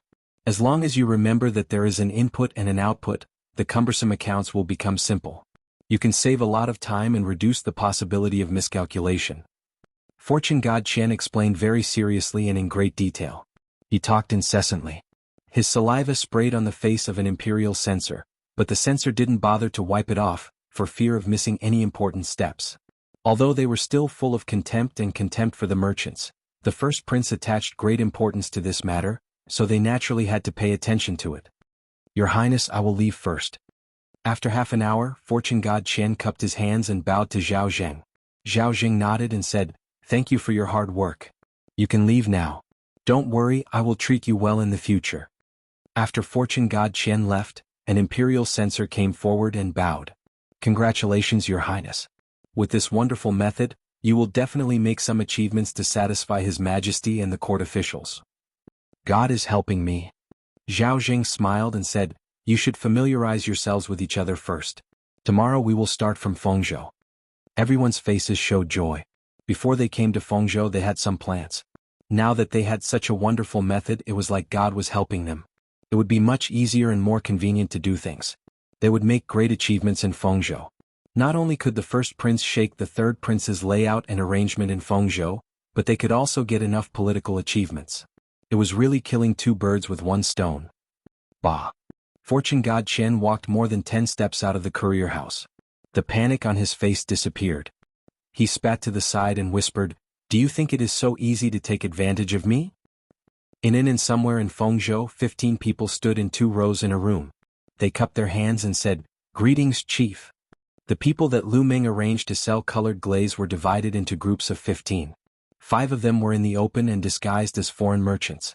The other 10 were in the dark and belonged to 2 groups of inspection teams. The 3 groups supervised each other and restrained each other to ensure that there would be no embezzlement or escape with the treasures. The Golden Jade Pavilion of the Jing Kingdom was the main target of the Lu Meng. Later, for the sake of safety, they would go to further places such as the Qi Kingdom, the Zhao Kingdom and so on. It seemed to be a coincidence that they met them here, but it was inevitable. A middle-aged man said in surprise, "On our way here, we also got the news from the brothel. We only heard that the young master and the chief last appeared in Shuzhou. I didn't expect to meet them here." Li looked at him and asked, "Are there only 15 of you who have come to the Qi Kingdom? For now we are the only team." The middle-aged man nodded and said, "Young master, alliance master, should we go back immediately?" Li glanced at Mississippi Lu and said, "There's no hurry. The most important thing now is to send the news back to the capital. We need someone to go back first. We'll set off immediately. To some extent, this place was safer than Shuzhou. After all, Fengzhou was too far from the capital. What's more, they had to pass through Shuzhou. If there were only 15 people, there was no guarantee that nothing would go wrong. A month ago, the news from Shuzhou had been sent back. Rui and the others should have received the news by now and made some arrangements. What they needed to do now was to get in touch with them first and then wait. At most, in a month, Mississippi Lu's body would be much better, and there would be no more worries in Shuzhou. I'll write a letter first and ask someone to send it all the way back. Get in touch with the brothel in Shuzhou and pay attention to the news from Shuzhou. Don't forget the important thing. After you go out of this door, you are foreign merchants." Li gave a few instructions. After a while, a man came out of the inn with a horse. After leaving the city, he immediately jumped on the horse and galloped in a certain direction. In the capital of the Jing Kingdom, the little maid was sitting in the yard. When she saw a figure coming out of the house, she hurriedly stood up and ran over to say, "Miss, be careful. I'll help you." Rui shook her head and said, "It hasn't been long. Miss is not so delicate." The little maid shook her head and said, "The old granny said that you have to take care of yourself now. What do you want to eat today? I'll make it." Rui touched her head and said, "You've been busy these days. Take a rest. Just tell the kitchen to do these things." "Oh." The little maid shook her head like a rattle drum and said, "Miss, the baby will grow better if you eat better." She leaned her head over and listened carefully. She asked, "When can I see the baby?" Rui thought for a moment and said, "Probably, in the winter of this year." "In the winter, the son-in-law should be able to come back," the little maid murmured as she looked up at the sky outside the courtyard walls. At a certain moment, the door to the courtyard was suddenly pushed open. Old Feng ran in with a happy expression. He panted heavily and said, "Young miss, there's news about the son-in-law and the second young miss." Feng bent over and panted as he said, The brothel. The news came from the brothel. The son-in-law and the second miss are in Shuzhou. Shuzhou? The little maid clenched her fists and murmured. A smile appeared on Rui's face. She said, "Send someone to the Li family first and tell the old granny this news. Send someone to the crown prince's residence as well. And a few of the general's residences. And," she lowered her head and said softly, "Willow Lane. Go personally." The entire Li family was thoroughly stirred up because of a certain piece of news. Fast horses galloped out of the mansion, turning into wisps of smoke and dust as they scattered in all directions. In the Li manor, the old granny knelt in the temple with tears in her old eyes. In the Shui manor, several old generals drank to their heart's content and started fighting as they drank. "What did you just say? Say it again." In the crown prince's residence, after listening to a guard's report, Li Xian, who was drawing some kind of diagram, suddenly stood up. Only a few words echoed in the room. Willow Lane was as peaceful as ever. In the deepest part of the lane, in a quiet courtyard, Zheng Zumo put down her brush and said, "Let them make a set like this first. If there's anything that needs to be changed, I will let them know." "Yes, young lady. I will go now." A woman behind her nodded, picked up the drawing and left the courtyard. Zheng Zumo sat back in her seat and rubbed her sore shoulders. The next moment, there was a gentle force on both sides of her shoulders. She stood up, held Wan Ruoqing's hand and said, "Didn't the doctor say that you should rest at home these days? What if you catch a cold again? Go in quickly." Wan Ruoqing shook her head and said, "It's so stuffy staying in the room all the time. I have to come out for some fresh air." "Then you sit here. I will go in and get some clothes for you." Zheng Zumo pressed her down and turned to walk into the room. There was a knock on the door. Xiao Chui, who was washing clothes in the corridor, quickly ran over and opened the door. She asked with a smile, "Uncle Feng, you haven't been here for a long time. What's the matter?" Lao Feng walked in and walked up to Wan Ruoqing. He said, "There's news about the son-in-law. He should be in Shuzhou now. We'll send someone to pick him up right away." Wan Ruoqing slowly stood up. At the door of the room, the thin shirt in Zheng Zumo's hands gently fell to the ground. At the palace gate, the guards on the palace wall looked down and shouted, "Who goes there?" Below the palace walls, a person nimbly dismounted from his horse and tossed a waste token onto the wall. "Urgent report from the Intelligence Bureau. I must see His Majesty immediately." Chapter 690. After verifying the identity of the Secret Intelligence Division, a basket was slowly lowered from the palace wall and the person from the Secret Intelligence Division was hoisted up. Soon, several figures rushed into the palace. As they hurried away, a eunuch turned around and asked the man, "His Majesty is already asleep.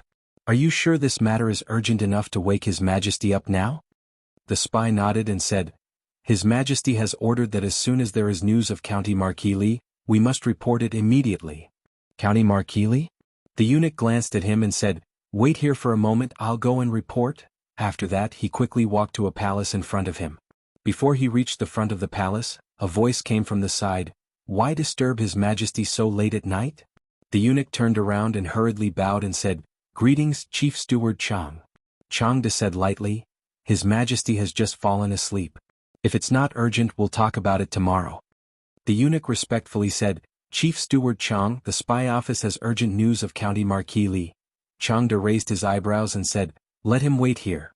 After that, he quickly took 2 steps and pushed the door into the main hall. Not long after, lights were lit in the palace. Emperor Jing put on a robe and paced in the hall. He read the letter in his hand several times and said, "The spy office will send 20 high priests to bring him back to me unharmed. After arriving in Shuzhou, take over the soldiers of Shuzhou first so that it's easier to act. If there's any disobedience, you can kill him first and report later." "Yes, Your Majesty." Changde bowed and said. Before the sky was bright, a group of people hurried out of the city with a token and went all the way to the west. At the city gate, Changde reined in his horse and said to a middle-aged Taoist in front of him, "Surnamed Yuan, this time I'll leave County Marquis Li to you. His Majesty has an order to bring him back unharmed." "I'll try my best." The middle-aged Taoist raised his hand to salute, turned his head and said slowly, "Let's go." As Li Xian rode on his horse, he asked doubtfully, "Just the few of them? Can they do it?" Changde turned his horse around and explained, "There's only one Grandmaster. The rest of them are all below the level of Grandmaster, and there are few who can match them. It's impossible to attack a city, but it's easy to take the head of the enemy's general amidst an army of tens of thousands. Besides, they have His Majesty's imperial edict in their hands. Wherever they go, they can temporarily mobilize 500 soldiers. It's already very safe. It's been 2 months.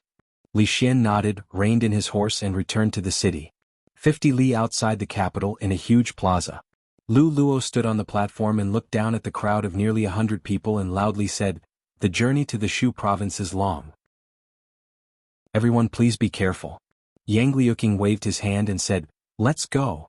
Watching the figures of the crowd gradually disappear, Lu Luo walked down from the high platform and said to the others, "Go back to your work." This time almost all the elites of the Lu League had come. Among the 100 people, any one of them would have a resounding name on the hero ranking.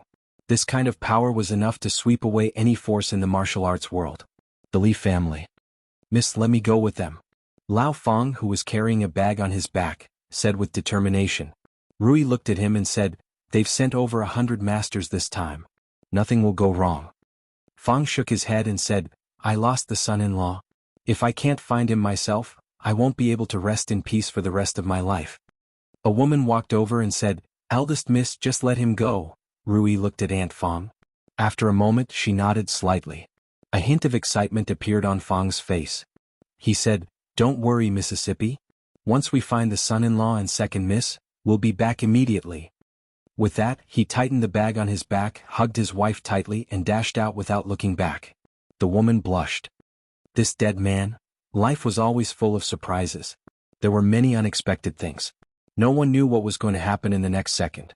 Maybe it would be a hard slap to wake you up and teach you to be a good person. Maybe it would be a big gift from the sky, the kind with a bow on the outside to tell you how beautiful the world was. After being unlucky for so long, his luck had finally changed. It was time to celebrate. He wrapped the freshly made milk candy with glutinous rice paper. When it cooled down, it could be eaten. With this thing, Mississippi Lu would be much more straightforward when she took the medicine. She didn't have to force herself every time. After a long time, the way she looked at him made Li Yi feel a little guilty. Good things should be shared with everyone. He put some in the box that had just been dried and planned to give them to Lin Yong and Lin Wanru. After Lin Yong threw a piece into his mouth, his eyes lit up. He asked, "Li brothers, what is this? It's so delicious. Give me a few more." "These are all for you." Li Yi poured a small half of the contents of the box for him and said, "As for the rest, when your miss comes over, let her have a taste." Lin Yong waved his hand and said, "I have to look after the shop in the front. Miss is in the back. You can go by yourself." He had been familiar with Li Yi for a long time, so he gradually spoke more casually. All right. You look after the shop. I'll go by myself." Li Yi waved his hand and walked to the room in the backyard. In the yard, he saw Lin Wanru writing something at the table. Li Yi knocked on the door and walked in. He put the box on the table and said, "I just made it. Try it." Lin Wanru looked at him, picked up a piece and put it in her mouth. She nodded slightly and asked, "Is Miss Lu feeling better?" "Much better." Li Yi nodded. He saw the words "by family" and "Su family" written on the paper in front of her. There seemed to be some numbers behind them. He thought of something and asked, "What's wrong? Haven't you solved the problem of the raw materials?" Lin Wanru shook her head and said, "We haven't reached an agreement with the Su family and the Ma family. Raising the price by 10% should be their first step. If we agree, I'm afraid they will immediately ask for more. As for the Bai family, I'm just like them." Li looked at her and asked, "What are you going to do?" Lin Wanru said, "Find someone else to cooperate with. If Fanglin Park doesn't pick up the goods from the 3 families, the jewelry shops in Feng province won't be able to handle the goods from the 3 families. When that time comes, they will be anxious." Li thought about it and said, "Speaking of this, I know a few friends who might be able to solve your problem." Lin Wanru looked up at him and asked doubtfully, "You have friends in Feng province?" "I just met them." Li looked at her and said, "I should have mentioned to you before that there is a country called Great Britain that is rich in colored glaze and has no shortage of jewelry. I happened to meet a few foreign businessmen from Great Britain yesterday. I'll help you ask if they have the goods and if they are willing to cooperate with you." Lin Wanru stood up and looked at him. "Then I'll have to trouble you." Li waved his hand and said, "We're on the same side. It's what I should do." Lin Yong leaned against the door of the shop and took out a milky white lump from the box. He threw it into the air and caught it with his mouth. His eyes wandered and he wondered what the Queen of Great Britain's 3 palaces and 6 courtyards looked like. On the street, An extremely slovenly old man with worn-out clothes and messy hair took out a small porcelain bottle from his bosom. He poured out a pill from it and threw it into his mouth. His brows instantly furrowed. He hurriedly took out a cloth bag from his arms. When he opened it, he saw that it was empty. His face changed involuntarily. The sloppy old man sighed, and a look of frustration and confusion appeared on his face. He had lost the person and the candy. Although the antidote could last for a long time, if he couldn't find the person, he would still end up the same. It was just a matter of time. Should he continue to search like a headless fly in the Qi kingdom, or should he return to the Jing kingdom and wait for news? This was a difficult question. Suddenly, as if he smelled something, he sniffed and quickly turned his head to look in a certain direction. A man was leaning against the door of the shop. He was bored to death, throwing something white into the air and catching it with his mouth. Lin Yong was still absent-mindedly repeating the action just now. However, when he habitually closed his mouth this time, he found that the sweet thing did not fall into his mouth. He actually wasted one. He shook his head in disappointment and threw another one. Still nothing. When he threw the third candy, Lin Yong finally realized something. He lowered his head and saw an extremely sloppy old man standing in front of him. The old man was currently putting a candy into his mouth. Chapter 691. An intoxicated expression appeared on the sloppy old man's face. How could he have such an expression after eating candy? Lin Yong waved his hand angrily and scolded, "Where did this beggar come from? Get lost." He had thought that his accuracy had deteriorated due to overwork. He did not expect this old beggar to rob him. He had never seen such a bold beggar. Lin Yong rolled up his sleeves. Fanglin Garden had been attracting beggars for the past 2 days. Many customers had been scared away and there had been a lot of business. If this old man did not know what was good for him, he was prepared to take some tough measures. The old man nodded in satisfaction with the candy in his mouth. He did not care about what Lin Yong had done. He pointed at the box in his hand and asked, "Where can I buy this?" This kind of milk candy was only sold in the capital of the Jing kingdom. This was the first time he had seen it anywhere else since he left the capital. "What's there to sell? Let's go." Lin Yong waved his hand. He did not want to argue with him about what had happened just now. He thought that there was no point in arguing with a beggar. Instead, it would lower his status. "Let's go." "You?" Seeing that the old man was unmoved, Lin Yong had just finished speaking when the sloppy old man raised his head and glanced at him. It was this look that made Lin Yong shiver involuntarily.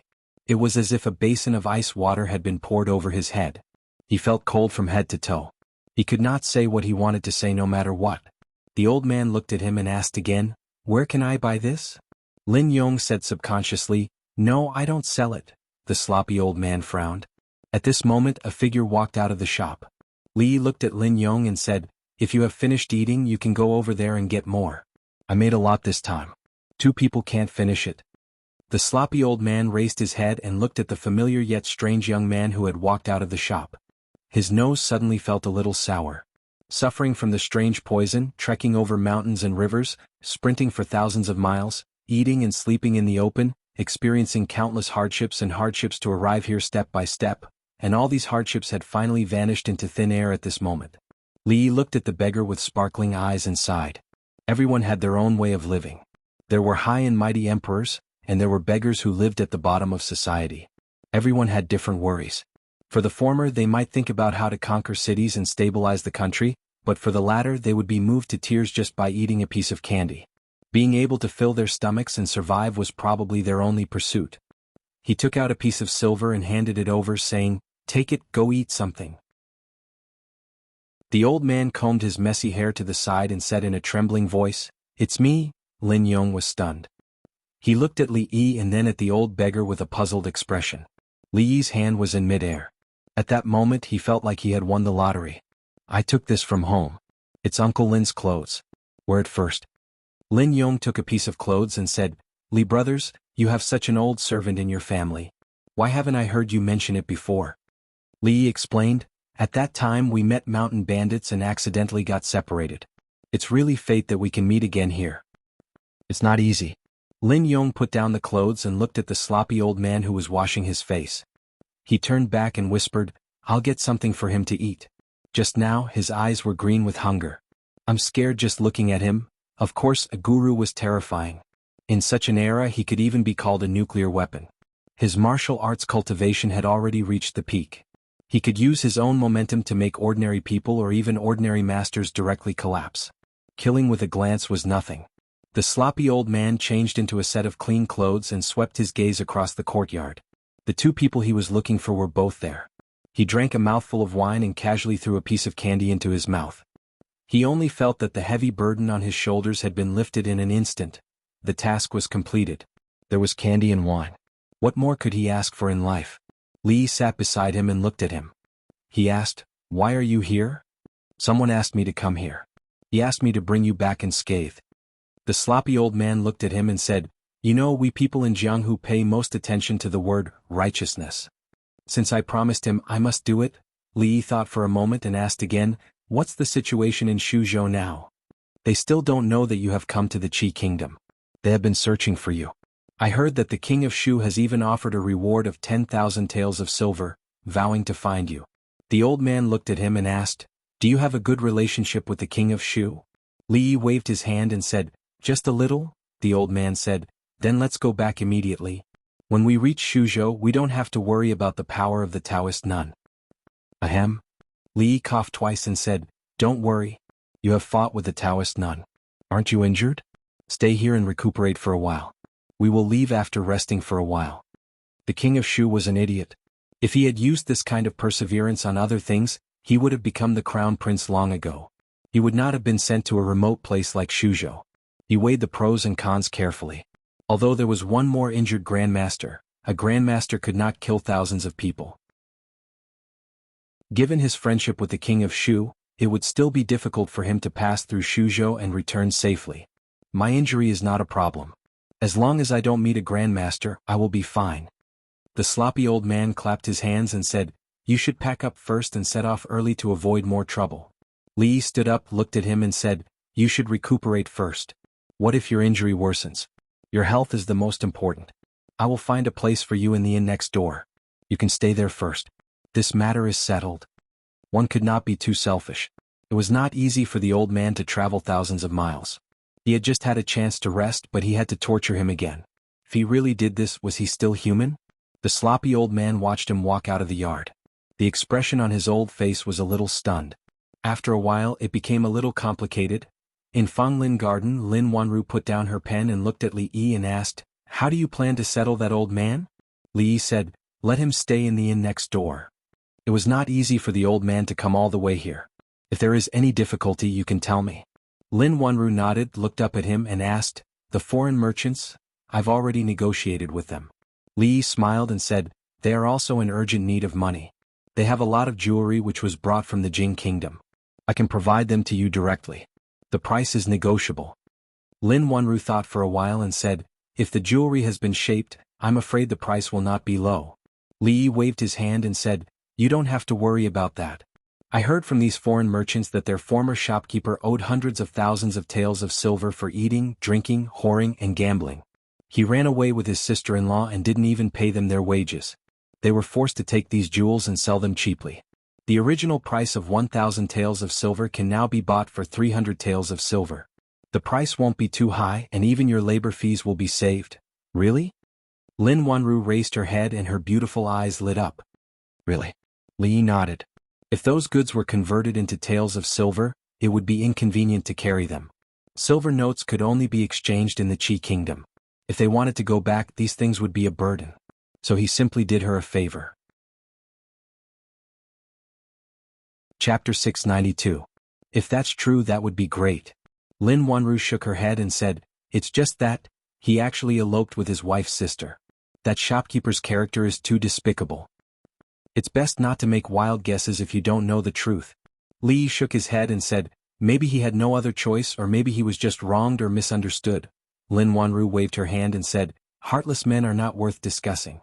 Let's talk about the cooperation with those foreign merchants." "No, how is he heartless? I wonder how much goods they have. What if he was also forced? Isn't this? Is it finished goods or raw materials?" The injustice of the owner of the glass shop could not be cleared. Li sighed and explained, "They have a lot of goods. The Lin family definitely can't eat them all, and they won't sell all of them to you. The goods are all finished goods. Great Britain is rich in glass, but it lacks other gems and jade. This time they are using glass to exchange for these things and plan to sell them back home. Lin Wanru was puzzled and asked, if that's the case, why did they cede them to us? Li Yi continued to explain, Great Britain is just a small country. Who would they sell so many gems and jade to? They also want to sell some here first so that they can reduce the pressure when they go back. If they have too many goods and can't sell them, wouldn't that be a loss? Lin Wanru thought about it and looked at him. She reminded him, there's no such thing as a free lunch in this world. I still feel that there's something fishy about this. You have to be careful and don't be fooled by them. Why is this girl so insensitive? Li Yi felt a headache coming on and said, how about this, those people are still in the city. If there's anything you can talk to them personally when you have time. Although he wanted to help the Lin family get through this hurdle, some things couldn't be said. Li Yi waved his hand and said, those foreign merchants are staying in the inn next door. I'll ask them to look for you later. As he walked out of Fragrant Forest Park, Li Yi suddenly realized something. That night, Lin Wanru accidentally left the paper with the debit and credit bookkeeping method in the Chen family. It was picked up by the god of wealth, but he didn't know whether he understood it or not. Thinking about it carefully, it was just a simple example. The possibility of an ordinary person understanding it was not high. Even if they were really enlightened, it would not cause much of a stir when used for a small-scale audit. What I'm afraid of is that not only does he understand it, but he also becomes patriotic and wants to eliminate the traitors for the country. He wants to return the world to a bright and clear sky. Then, when he presents this method, he happens to meet an upright official who wants to make a great contribution and use it to carry out the anti-corruption work. It's like fighting flies and tigers at the same time. If that was the case, there would be a good show to watch.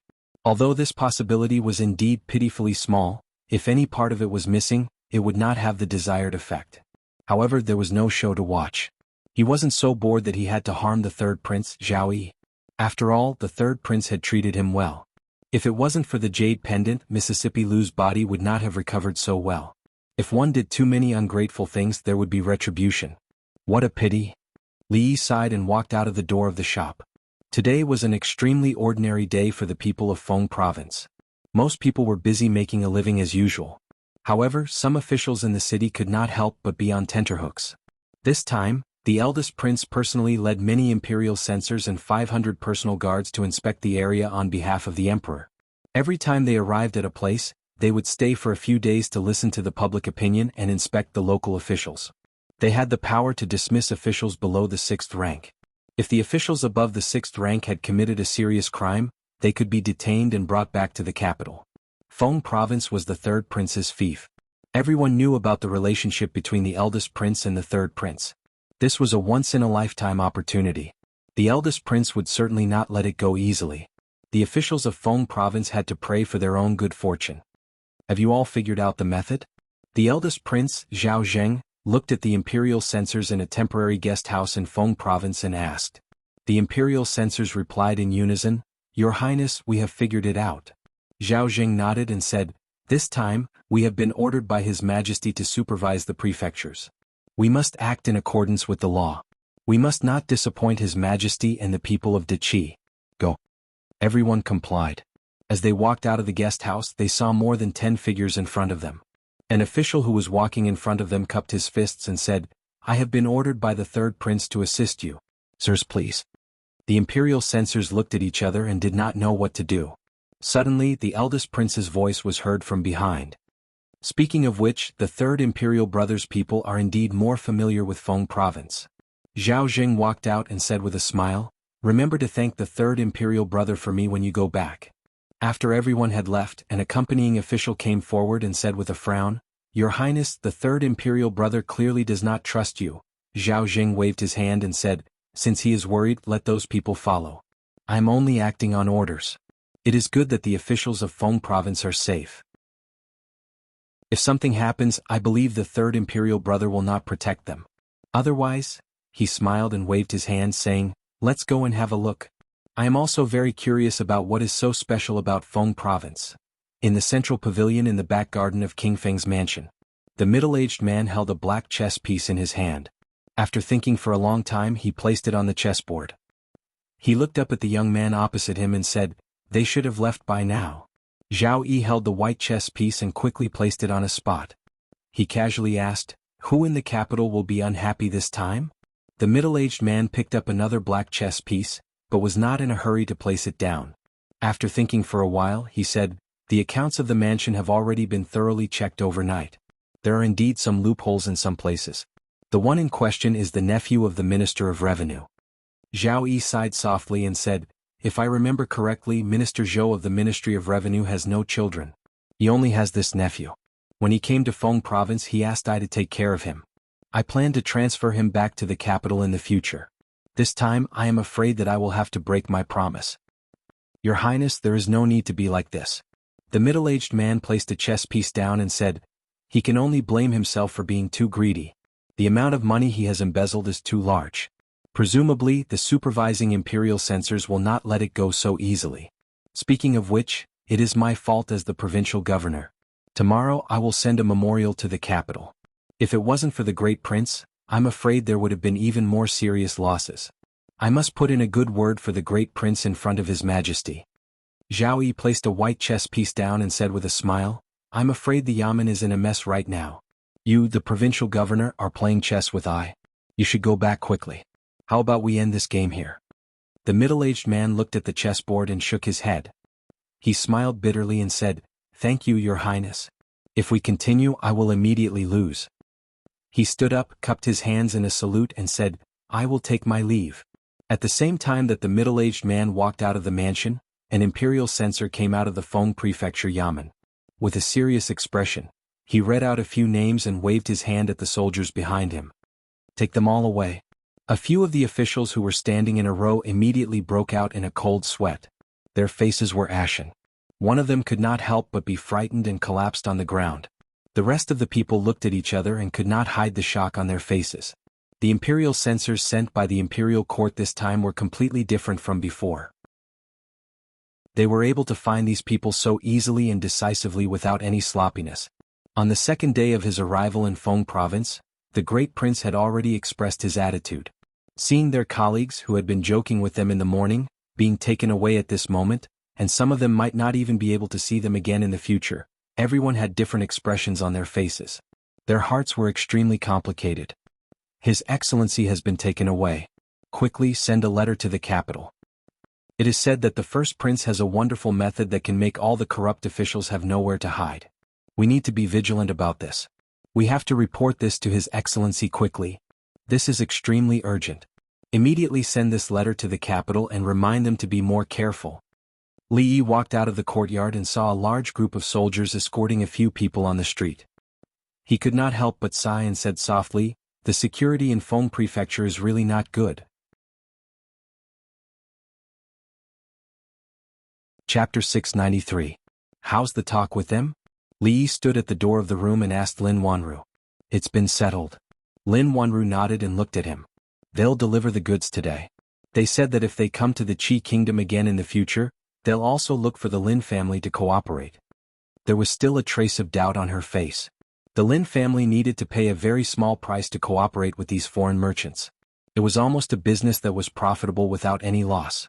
However, doing business had to bear a certain amount of risk. How could there be a thing that was profitable without any loss? After the initial surprise, she quickly calmed down and began to think about some deeper things. These foreign merchants could indeed solve the difficulties of the Lin family. If they could achieve a long-term cooperation with them, they could completely get rid of the Bai family, the Ma family, and the Su family. And the low price they offered would make the Lin family have a huge profit. Everything was beneficial to the Lin family. However, would there really be people in this world who would be so selfless to give money to her for nothing? The more it was like this, the more she felt that those people should have some ulterior motives. The greater the profit they offered, the greater the conspiracy, which made her feel more uneasy. However, after discussing with those foreign merchants just now, she began to feel uncertain about this idea in her heart. All the agreements about the cooperation were very clear. After reading them word by word, she didn't find anything wrong. These foreign merchants might really be short of money, so they sold those goods at a low price. In this case, the owner of the glass shop who eloped with his wife and sister had unknowingly helped the Lin family a lot. Thinking of this, the feeling of disgust in her heart actually weakened a little. As if thinking of something, Lin Wanru suddenly looked up at him and asked, "Although there aren't many jewelry shops in Fengzhou City, there are still a few. Why did they choose the Lin family? These goods aren't mine. How would I know why they chose the Lin family? But it could also be because of those foreign merchants. Business is business. Miss Lin, you must be careful. Remember to beware of those people. Li Yi glanced at her and said, the security in Fengzhou City hasn't been very good recently. I've seen soldiers arresting people outside these 2 days. In short, Miss Lin, please be careful. Those are imperial censors from the capital who are investigating corrupt officials. They've caused quite a ruckus in the last few days. I heard that they have some sort of wondrous technique that allows them to investigate in an extremely short amount of time. Lin Wanru couldn't continue. She glanced at Li Yi and a strange expression suddenly appeared on her face. Li Yi was stunned for a moment, then he nodded and said, it's good to investigate corrupt officials. These corrupt officials only know how to plunder the people's wealth and not let them live a good life.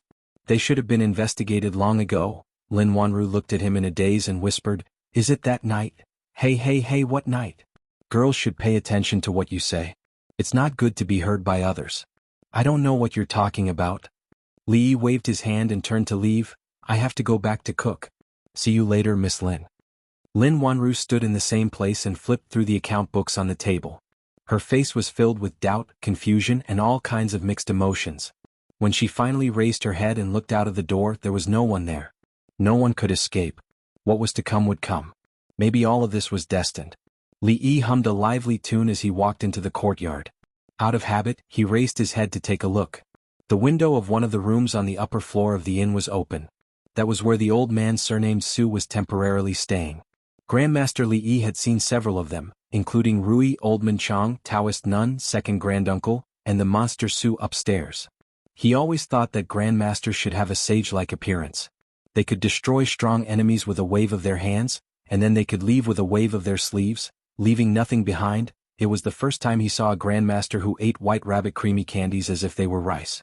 Mississippi Lu often did some activities in the courtyard. She was no different from a normal person now, and a dozen normal people were definitely no match for her. Judging from the fact that he was still standing here, it should be some time before Mississippi Lu fully recovered. Li Yi walked into the kitchen and brought out the warm medicine. He walked to the stone table, looked back at Mississippi Lu and said, put down the sword first. It's time to drink the medicine. Drink? A toast to shopkeeper Su. Haha, young Master Bai, you're too kind. In a private room of a restaurant in the city, Bai Yu raised his wine cup and looked at the two men opposite him. He smiled and said, Shopkeeper Ma, Shopkeeper Su, let me give you a toast. Many thanks to the two of you for this matter. You're welcome, you're welcome. A man with a short beard smiled and said, our three families are united, and that's how we got to where we are today. We should help each other for such a small matter. The other man next to him said, moreover, if nephew Bai can take down the Lin family, it'll be a good thing for us. The man with the short beard thought about it and said, I'm afraid that the Lin family will fight us to the death. That'll be troublesome. The Lin family shouldn't be so irrational. Apart from the three of us, they have no other source of goods in the entire Feng province. If they really fight us to the death, their losses will be even greater. That's not necessarily the case. Miss Lin is now in power. Everything related to the Lin family's business is decided by her. You know her temper and she has many tricks up her sleeve. It's not impossible for her to fight us to the death. Bai Yu cleared his throat and said, don't worry, since I'm the one who suggested this, I won't let you suffer. Without the goods, the Lin family won't be able to hold on for long. We just need to wait patiently. Even if something happens, the Bai family will be able to take all the goods from both families. That's good. The two men smiled and nodded. They raised their wine glasses and said, let's drink, let's drink. The door was suddenly pushed open from the outside. A man dressed like a shop assistant walked in and whispered a few words in the short-bearded man's ear. The short-bearded man put down his wine glass and asked, really? The shop assistant nodded vigorously. He's waiting in the shop right now. The short-bearded man's eyes flashed a few times. He stood up and cupped his hands towards Bai Yu and the other man. He smiled and said, Brother Su, nephew Bai, something happened in the shop. I'll be taking my leave first. It's fine. Bai Yu nodded. Seeing him leave in a hurry, the man surnamed Su and Bai Yu looked at each other. Their eyes were filled with doubt. The man surnamed Su glanced at him and asked, shall we go take a look? Let's go. Bai Yu nodded. The Ma family made a living by selling jade materials. They had a few shops, and although they weren't considered a big business, they could still be considered a wealthy family. They had a bit of a reputation in Feng province. At this moment, shopkeeper Ma hurriedly stepped into the shop. As soon as he entered, he impatiently asked, "Where are the glass materials?" Inside the shop, a few strangely dressed men stood there. One of them was speaking to the shop assistant in a strange manner while gesturing with his hands. On the street, Bai Yu and the man surnamed Su were quickly walking over. Chapter 694. The strangely dressed man casually took out a piece of green transparent irregular object and said, "These colored glaze materials are all real. You can inspect them and ask someone to process them. It won't take much effort to make a good colored glaze ware. If we weren't in urgent need of silver, we would definitely process them ourselves and not sell them to you." The shop assistant looked at him with a puzzled face and asked, "You didn't speak like that just now." The foreign merchant was stunned and asked, "Then how did I speak like that?" Yes, you spoke like that." The shop assistant twitched his mouth and immediately shut his mouth after saying that. He was worried that if he continued talking to him, he would also speak like that in the future. Shopkeeper Ma didn't pay attention to the conversation between the two. All his attention was on the piece of colored glaze in his hand. After a moment, he withdrew his gaze and took a deep breath, asking, "How much is the piece of colored glaze in your hand worth?" The man weighed the colored glaze in his hand and said, 3,000 taels. 3,000 taels? Shopkeeper Ma smiled and said, "If it's a real piece of colored glaze ware, 3,000 taels isn't expensive. But this is just a raw material. How can it be worth 3,000 taels? You're in this line of business, so you should know that it doesn't cost much to make a piece of colored glaze ware." The foreign merchant opened his mouth and paused. He looked at the shop assistant next to him and said, "The important thing is the raw material. 3,000 taels isn't expensive. I'm in the raw material business, so I naturally know the rules of this line of business."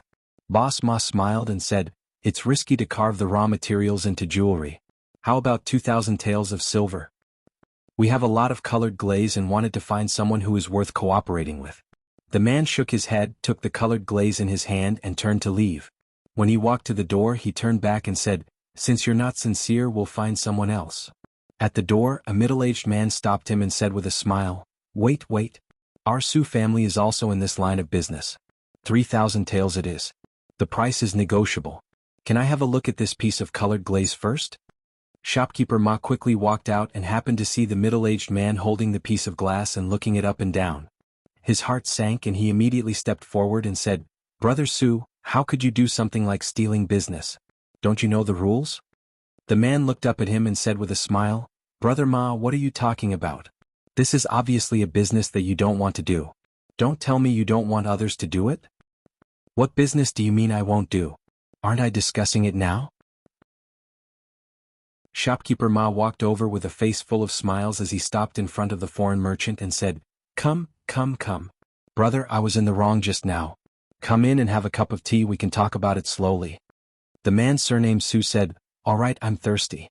Let's talk inside." Shopkeeper Ma looked back and said, "What do you mean? Let's talk inside. I'm discussing business with this brother. What are you doing here?" The man surnamed Su said with a sullen face, "Brother Ma, this is a bit too much. Can your Ma family handle such a big business?" The young man surnamed Bai immediately stepped forward to smooth things over. "Shopkeepers, we've been friends for so many years. Let's not hurt each other because of such a small matter.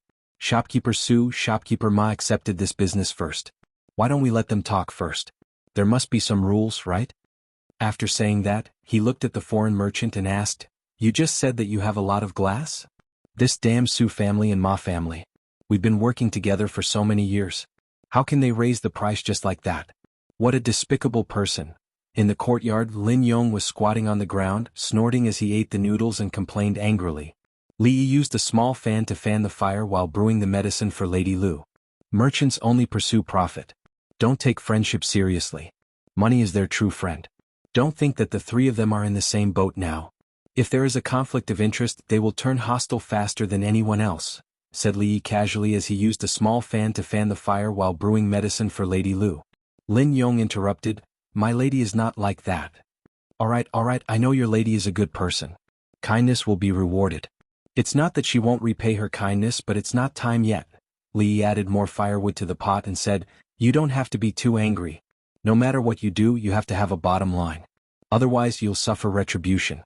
Those who cheat others will be cheated. This has been the truth since ancient times. Maybe those families will soon suffer retribution. Lin Yong snorted and finished eating the noodles. He put down the bowl and said gloomily, "Why haven't I seen evil get retribution? Good people don't live long, but scourges last for thousands of years. In this world, evil people live more freely." Li Yi saw that a window of a room in the inn next door was opened. He stood up and handed the fan to Lin Yong. He patted him on the shoulder and said, "Believe me, there will always be retribution. It's just a matter of time. I'll go out for a while. Help me watch the fire for a while." Lin Yong squatted down and fanned the fire from time to time. Li Yi walked out of the courtyard and walked into the inn next door. He went straight up to the second floor and knocked on a door 3 times. After 3 knocks, the door opened. Inside the room, a man stood up and said, "I've just reached an agreement with those 3 families. Those raw materials will be given to them. It's not convenient for us to use silver notes, so let them directly trade with gold." Unlike other things, colored glass was not only valuable after it was made into colored glass wares. Even if it was just a ball, it was also an auspicious sign and treasure in people's eyes. That thing could be burned in large quantities every day, so there was no time to carve it one by one. It could be casually burned and sold for money. It didn't take time and effort, and it was extremely convenient. The Bai family, the Su family, and the Ma family had obviously joined hands this time to force Lin Wanru to give in. It just so happened that there was no place to sell these things. Previously they lived in other people's houses, so they would do whatever they could to help. The man smiled and asked tentatively, "Young master, do you think we can get 10 more points this time?" Li Yi looked at them and said with a smile, "Everyone has worked hard these days. When we go back, everyone will get 50 more points." A few people's faces lit up, and they cupped their fists and said, "Thank you, young master." After Li Yi left, one person closed the door, but the joy on their faces still did not fade. A young man's face lit up with anticipation, and he said, 50 points in addition to the previous points, we can get Senior Lu to teach us martial arts once. I plan to exchange 500 taels of silver to buy a house in the capital and bring my mother back." Another middle-aged man smiled and said, "Xiaowu, what about you?" A young man sitting in the corner smiled and said, "I also plan to buy a house next to yours and then I'll go back and propose. Xiao has already waited for me for 3 years, but that old guy didn't agree. This time I'll go back and smash him to death with silver." "Ha, you're ambitious." The conversation in the room was limited to this small space. In another part of the city, Bai Yu and 2 other middle-aged men were gathered together, also talking in low voices. Bai Yu looked at the 2 of them and said, "This is a big business and only our 3 families can handle it. You 2 should stop fighting. They actually only want gold. Where are we going to get it? Gold is easy, we can just go to the bank and exchange it. The problem is that we don't have that much silver on hand unless we sell that batch of goods to the Lin family. If that's the case, then we'll be letting nephew buy down." Bai Yu smiled and waved his hand, saying, "It's fine, this business is very important." The 2 of them nodded. Faced with such a big business, they who were in urgent need of money, naturally would not turn down such a huge profit for a promise. The opportunity could not be missed and it would not come again. Next time they would not encounter such a stupid foreign merchant. In the shop in front, a shop assistant scratched his head in confusion and mumbled, "Foreigners all talk like this." Chapter 695. The city of Feng Province was in a mess these days. Every day, officers and soldiers could be seen arresting people and passing through the streets. Not only the officials of Feng Province were in a panic, but also the common people were affected. There were fewer pedestrians on the streets than usual. Some officers and soldiers passed by just now. I wonder who was arrested this time? I heard that it was the district magistrate of the neighboring county. He embezzled a lot of money and people's lives were involved. He deserved it. This is the end of corrupt officials. Who knows? The first prince brought people to Feng Province to make trouble. Obviously he is targeting the 3rd prince. Maybe it was them. Sure. How dare you say that? Aren't you afraid of losing your head? Second Miss Lu wanted to drink fish soup today. In order to pick out fresh fish, Li Yi woke up early and went to the market. He carried a fish in his hand. When he walked on the street, he heard many similar words. The situation of the royal family of the Qi kingdom was different from that of the Jing kingdom. Few sons of the emperor of the Jing kingdom were successful. But the emperor of the Qi kingdom was different. He had several princes. Although they were not outstanding, they had their own talents. Among them, the 3rd prince of the Qi kingdom, Zhao Yi, was the best. At such a young age, he had done many great things that were praised by the officials and the emperor. In more than 10 years he developed the barren Feng province into an important city of the country. He was surrounded by countless talents and enjoyed a high prestige among the people. He was also an outstanding figure of the younger generation, a real master of both literature and martial arts. Because of this, the third prince, Zhao Yi, enjoyed a high prestige among the people of the Qi kingdom. Many officials in the court thought highly of him and thought that he was the best candidate to inherit the throne in the future. In some things, the Qi kingdom was different from the Jing kingdom and the surrounding countries.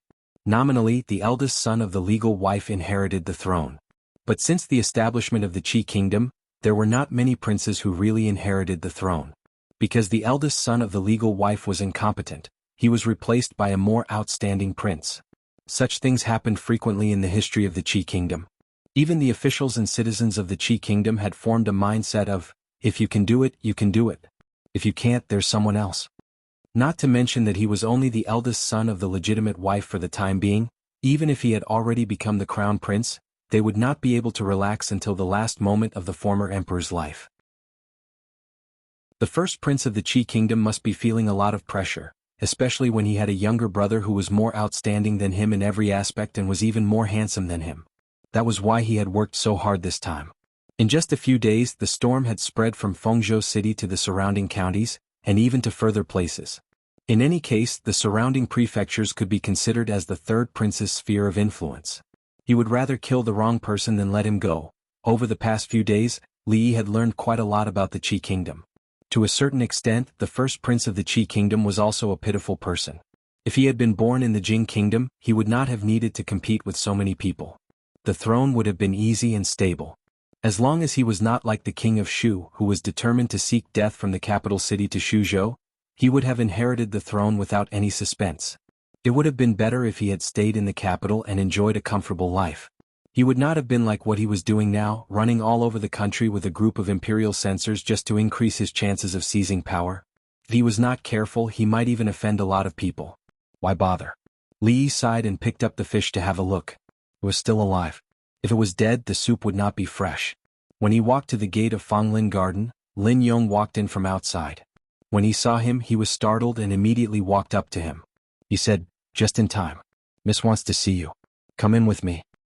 "What's the matter?" Li Yi stopped and asked. Lin Yong pulled his arm and said, "The Ma family and the Su family are here. They seem to want to discuss something." "Oh, it's too late. Let's go there first." Li Yi handed the fish to him and said, "I'll go there myself. Help me put this fish into the tank. I'm going to make soup tonight. Don't kill it." Lin Yong nodded and said, "Okay. What time tonight?" "I'll go there after I finish my work in the shop." "Wanru, we were indeed in the wrong in the previous matter." Shopkeeper Ma sat in his seat and turned to look at Lin Wanru. He said apologetically, "It's just that the market has changed recently. If we don't raise the price, we'll lose money. I hope you won't blame us." Shopkeeper Su hurriedly said, "That's right. We've been working together for so many years. When the Lin family was still in your grandfather's hands, they bought from us. It's not worthwhile to hurt our relationship because of such a small matter. Don't you think so?" Lin Wanru looked at the two of them and asked, "Why don't the two of you get straight to the point? Why are you here today?" "It's about the goods. We've thought it through." Shopkeeper Ma stood up and looked at her. He said, "How about we trade according to the price we discussed before?" Shopkeeper Su nodded and said, "Yes, yes. We'll trade according to the price we discussed at the beginning. After we went back, we thought about it. This matter was indeed our fault. We've been friends for so many years. Even if we lose a little money, we can't let you suffer a loss." Lin Wanru looked at the two of them. Her expression was calm, but there was a trace of surprise in her eyes. Before today, the Ma family and the Su family insisted on the price and were unwilling to budge. Why did they suddenly change their minds? They were so anxious to sell that batch of goods to the Lin family. Could it be that there was something wrong with that batch of goods? "The two of you can go back first. I'll think about this matter." Lin Wanru thought for a moment and looked at the two of them. Shopkeeper Ma and Shopkeeper Su's expressions changed slightly. What was there to think about? They were going to trade with those foreign merchants tomorrow. If they couldn't sell that batch of goods, they wouldn't be able to gather enough money. At that time, wouldn't that deal with a sure profit and no loss be ruined? Shopkeeper Ma said in a hurried tone, "Wanru, what else is there to think about? Let's go according to the original price. Miss Lin, why are you looking for me? Li stood at the door and looked at Lin Wanru. Shopkeeper Ma's words were interrupted. He looked at her with a dissatisfied expression. Lin Wanru stood up and said, "Come in first." In the past she did things swiftly and decisively. She wouldn't be influenced by outsiders when she did business. However, she didn't know when she started to care more about the opinions of the people in front of her. Although the other party was just a scholar, he could always give her a lot of inspiration when he talked about business. Time would always prove that his ideas were right. Shopkeeper Ma looked at him and asked Lin Wanru tentatively, "Wanru, this is the Lin family's accountant." Li looked at him and said, "Please wait here for a moment." Lin Wanru said to the two of them first. After nodding slightly at Li, she turned and walked into the inner room. Li slowly followed her. "The Ma family and the Su family are going to cooperate with the Lin family again?" Li asked. "They said that they are willing to trade for the raw materials at the price we discussed before." Lin Wanru nodded and said, "They didn't back down at all yesterday. Today they are so attentive. I don't know what they are planning." Li looked at her and asked, "Haven't you bought a lot of things from the foreign merchants? Can you still eat those goods?"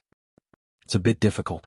Lin Wanru shook her head and said, "But with those goods, the Lin family won't have to rely on these three families for a few years. It's an opportunity." Li thought for a moment and said, "Then let's go." Seeing the two of them coming out, Shopkeeper Ma and Shopkeeper Su immediately went to greet them. Shopkeeper Su asked eagerly, "Wanru, have you thought about it?" Li smiled and walked forward. He said, "The Lin family, the Ma family, and the Su family have been cooperating for so many years. Do you still need to think about this?" The two of them looked at the young man in front of them and were stunned. Since when did the affairs of the Lin family become decided by an accountant? However, seeing that Lin Wanru didn't move, Shopkeeper Ma seemed to have realized something. He smiled and said, "That's good. That's good. Then the price will be according to, the price is not a problem as long as it's cheap." Li waved his hand and said, "Sit down and talk." Chapter 696. Seeing that Lin Wanru's attitude seemed to have changed, Shopkeeper Ma and Shopkeeper Su sat down at ease and took a sip of tea. Shopkeeper Ma said unhurriedly, "Both our families have prepared the goods.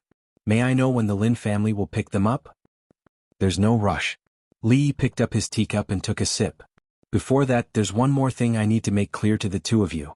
Lin Wanru looked at him, then at the teacup in his hand. Her lips parted slightly, but in the end she did not say anything. "Feel free to speak your mind," Manager Su said with a smile. He looked at the young man sitting in the main seat, then at Lin Wanru. He thought to himself, the Bai family has plotted against the Lin family for so long, but in the end, it was all for someone else's benefit. Fortunately, Baiyu did not come today. Otherwise, if he had seen this scene, he did not know how he would feel.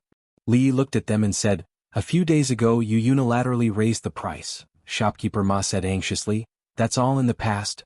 Li waved his hand and said, "Because of your price increase, the Lin family just bought a batch of jewelry yesterday. At this time, we do not have enough money to accept these two batches of goods." "Is that so?" Shopkeeper Ma and Shopkeeper Su's expressions changed. "Therefore we can only accept goods from one family." Li looked at the two of them and said, "As for whether it is the Ma family or the Su family, you two can discuss it yourselves." Having said that, he took another sip of tea and turned to look at Lin Wanru. He smiled and said, "Today's tea is quite good. Did you change the tea leaves?" Lin Wanru's gaze lingered on his teacup. She said, "No, it might be because of the water. The water today was specially picked from the mountain spring by Big Brother Lin." Having said that, she glanced at Shopkeeper Ma and Shopkeeper Su, whose expressions had changed slightly, but did not say anything.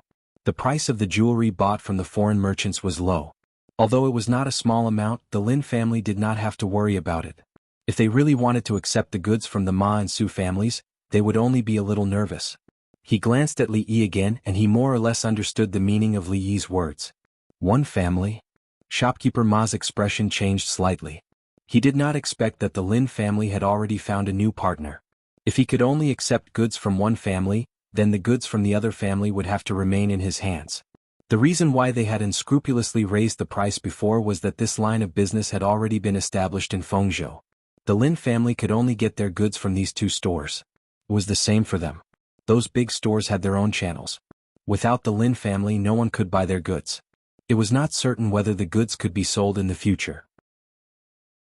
If they could not get the silver today, They would not be able to complete the transaction with the foreign merchants tomorrow. They would have to watch a lot of silver slip away in front of their eyes. The loss would be immeasurable. Shopkeeper Ma stood up and sighed. The Ma family and the Su family have always advanced and retreated together. In that case, we have disturbed you today. Brother Su, let's go. Goodbye. Shopkeeper Su also stood up immediately. The two of them casually cupped their hands and turned to leave. Lin Wanru came over and looked out the door. She said, "They have left." Li Yi took another sip of tea and said, "They will be back soon." "Are you sure?" Lin Wanru raised her eyebrows. Li Yi smiled and said, "Wait and see." Although they called each other Brother Ma and Brother Su affectionately, it was just a fake brotherly relationship. When it came to the interests of each family, even blood brothers would turn against each other. The two families were currently short of money. Otherwise, they would not have come over to beg the Lin family to buy the goods. Now it was just a matter of who could not endure it first. The taste of the tea today is really different. It doesn't seem to be because of the water. Li Yi picked up the teacup and looked at her. Lin Wanru pointed to the teacup on the table and said, "This is red date and wolfberry tea, and this is my teacup." Li Yi was startled. He lifted the lid of the teacup and looked at it again. He slowly put down the teacup. The atmosphere in the room was a little awkward. Haha, red date and wolfberry tea is good. Red dates can nourish the body, nourish the blood and calm the nerves. Wolfberry nourishes the liver and eyesight. Drinking more of this tea can also improve anemia caused by menstruation. Cough, in short, drinking more is good. Li Yi coughed twice and stood up from the chair. He cupped his hands towards the door and said, "Shopkeeper Ma, please come in." Seeing Shopkeeper Ma walk in again, a trace of surprise finally appeared on Lin Wanru's face. A smile appeared on Shopkeeper Ma's face and he said, "Ha, Miss Lin, I thought about it. We can still talk about that batch of goods again." Lin Wanru looked at Li Yi. Li Yi took a step forward with a troubled expression on his face and said, "Shopkeeper Ma, to be honest, our Lin family does not lack jade materials this time. Instead, we are more interested in the Su family's gemstones. So, Shopkeeper Ma, I can only apologize." Shopkeeper Ma was startled. His expression suddenly changed and he immediately said, "Miss Lin, think about it again. Recently the market for jade has been very good. There is no harm in hoarding more goods." Li Yi shook his head and said, "I'm sorry, Shopkeeper Ma. We still think 90%. Shopkeeper Ma looked at them and said, "I'll lower the price to 90%. 90% of the market price is fine." This time the amount of lioli was huge. He calculated the family's surplus money and scraped together some from here and there, but it was still far from enough. The value of this batch of goods was not small. It could be said that this batch of goods was his last hope. Li Yi frowned and shook his head. "This is really not a problem of money?" Shopkeeper Ma clenched his teeth and said with a trembling voice, "Give me another 5%. Can you give me another 5%? Money is really not important?" Shopkeeper Ma's eyes were already filled with tears. He clenched his teeth and said, 80%. 80%. I can't go any lower. Go outside and ask around. There is no such price anywhere. Lin Wanru looked at Shopkeeper Ma. She had been dealing with him for many years, but this was the first time she saw such an expression on his face. When she turned to look at Li Yi, the expression on her pretty face became somewhat complicated. What confidence did he have to be able to force Shopkeeper Ma to this state? "Humph, you said there is no such price anywhere." A cold snort came from outside the door. Shopkeeper Su strode in and said coldly, "My Su family is willing to give you another 5% on top of the 80%. Surnamed Su, what is the meaning of this? Surnamed Ma, what is the meaning of sneaking back here? Aren't you?" Li Yi looked at Lin Wanru and shrugged slightly. He was very pleased with his prediction. Lin Wanru glanced at him and sat down on a chair to the side. She took a sip of tea and looked at the two quarreling men in the hall. She sighed. At this moment she actually felt some sympathy for them. Suddenly, as if she had thought of something, she slowly turned her head and looked at the teacup in her hand. The expression on her pretty face froze and she didn't even swallow the tea in her mouth. "You two calm down. Calm down." The atmosphere between the two people gradually became white-hot. When one of them was already looking at the chairs in the hall, Li Yi knew that he couldn't let them continue arguing like this. "We are all doing business together. We see each other all the time. Don't hurt the harmony between us." He walked in between the two people and separated them. He said, "Isn't it because of the problem of the goods? I have a way to get the goods of both families to sell." "What way?" The two people immediately looked at him. How about we sell the goods of both families at 50% of the market price? Li Yi looked at them and encouraged, this way the Lin family will be able to buy all the goods of both families. Pooh, Lin Wanru's body leaned forward slightly. She almost spat out the mouthful of tea that she didn't know whether she had swallowed it or spat it out.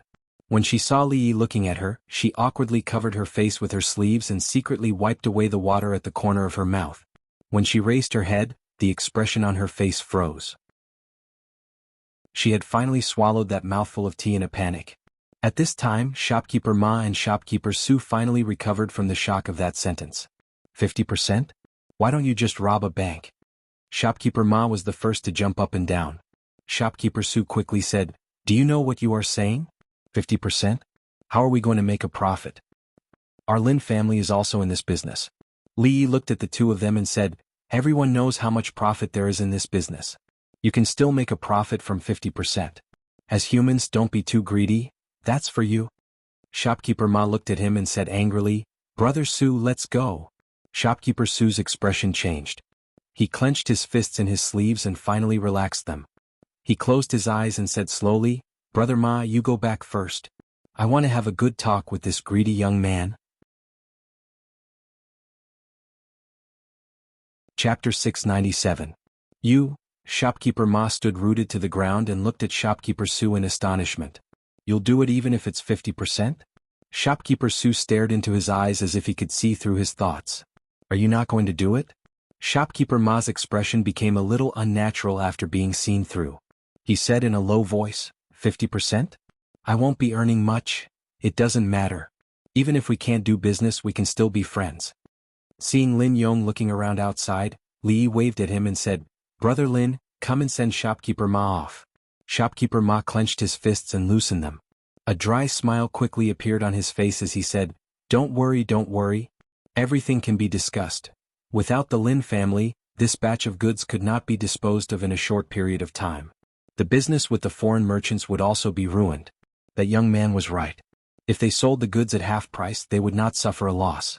However, the profit would be pitifully small. Of course, if they rejected the Lin family, they would eventually make a move. However, they could not afford to wait any longer. The profit from this batch of goods was a small matter. Really was a big deal. They could not lose the big picture for the small. They had learned this principle decades ago. At this moment, while the two of them were feeling gloomy, they could not help but feel resentment towards the Bai family. If not for Bai Yu's persuasion, they would not have suddenly made things difficult for the Lin family and they would not be in this situation today. Shopkeeper Ma turned to look at Lin Wanru. There was a hint of pleading in his voice. Wanru, 50% is too little. We've worked for nothing these days. Why don't we add another 10%? Lin Wanru raised her head to look at Li Yi. She stood up from her chair but did not reply. Shopkeeper Ma closed his eyes and said anxiously, 5%. Even 5% is fine. After the two shopkeepers left, Lin Wanru's strange gaze made Li Yi feel a little guilty.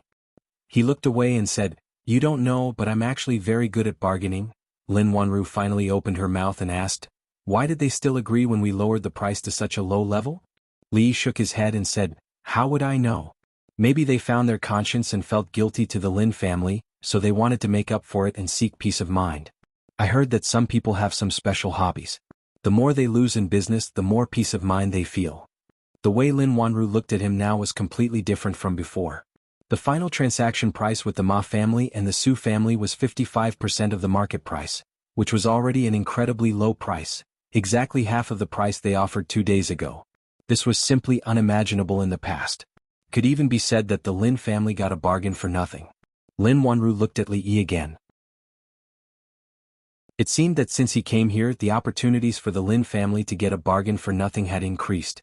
Seeing that her eyes had been circling around him, Li Yi felt uncomfortable all over.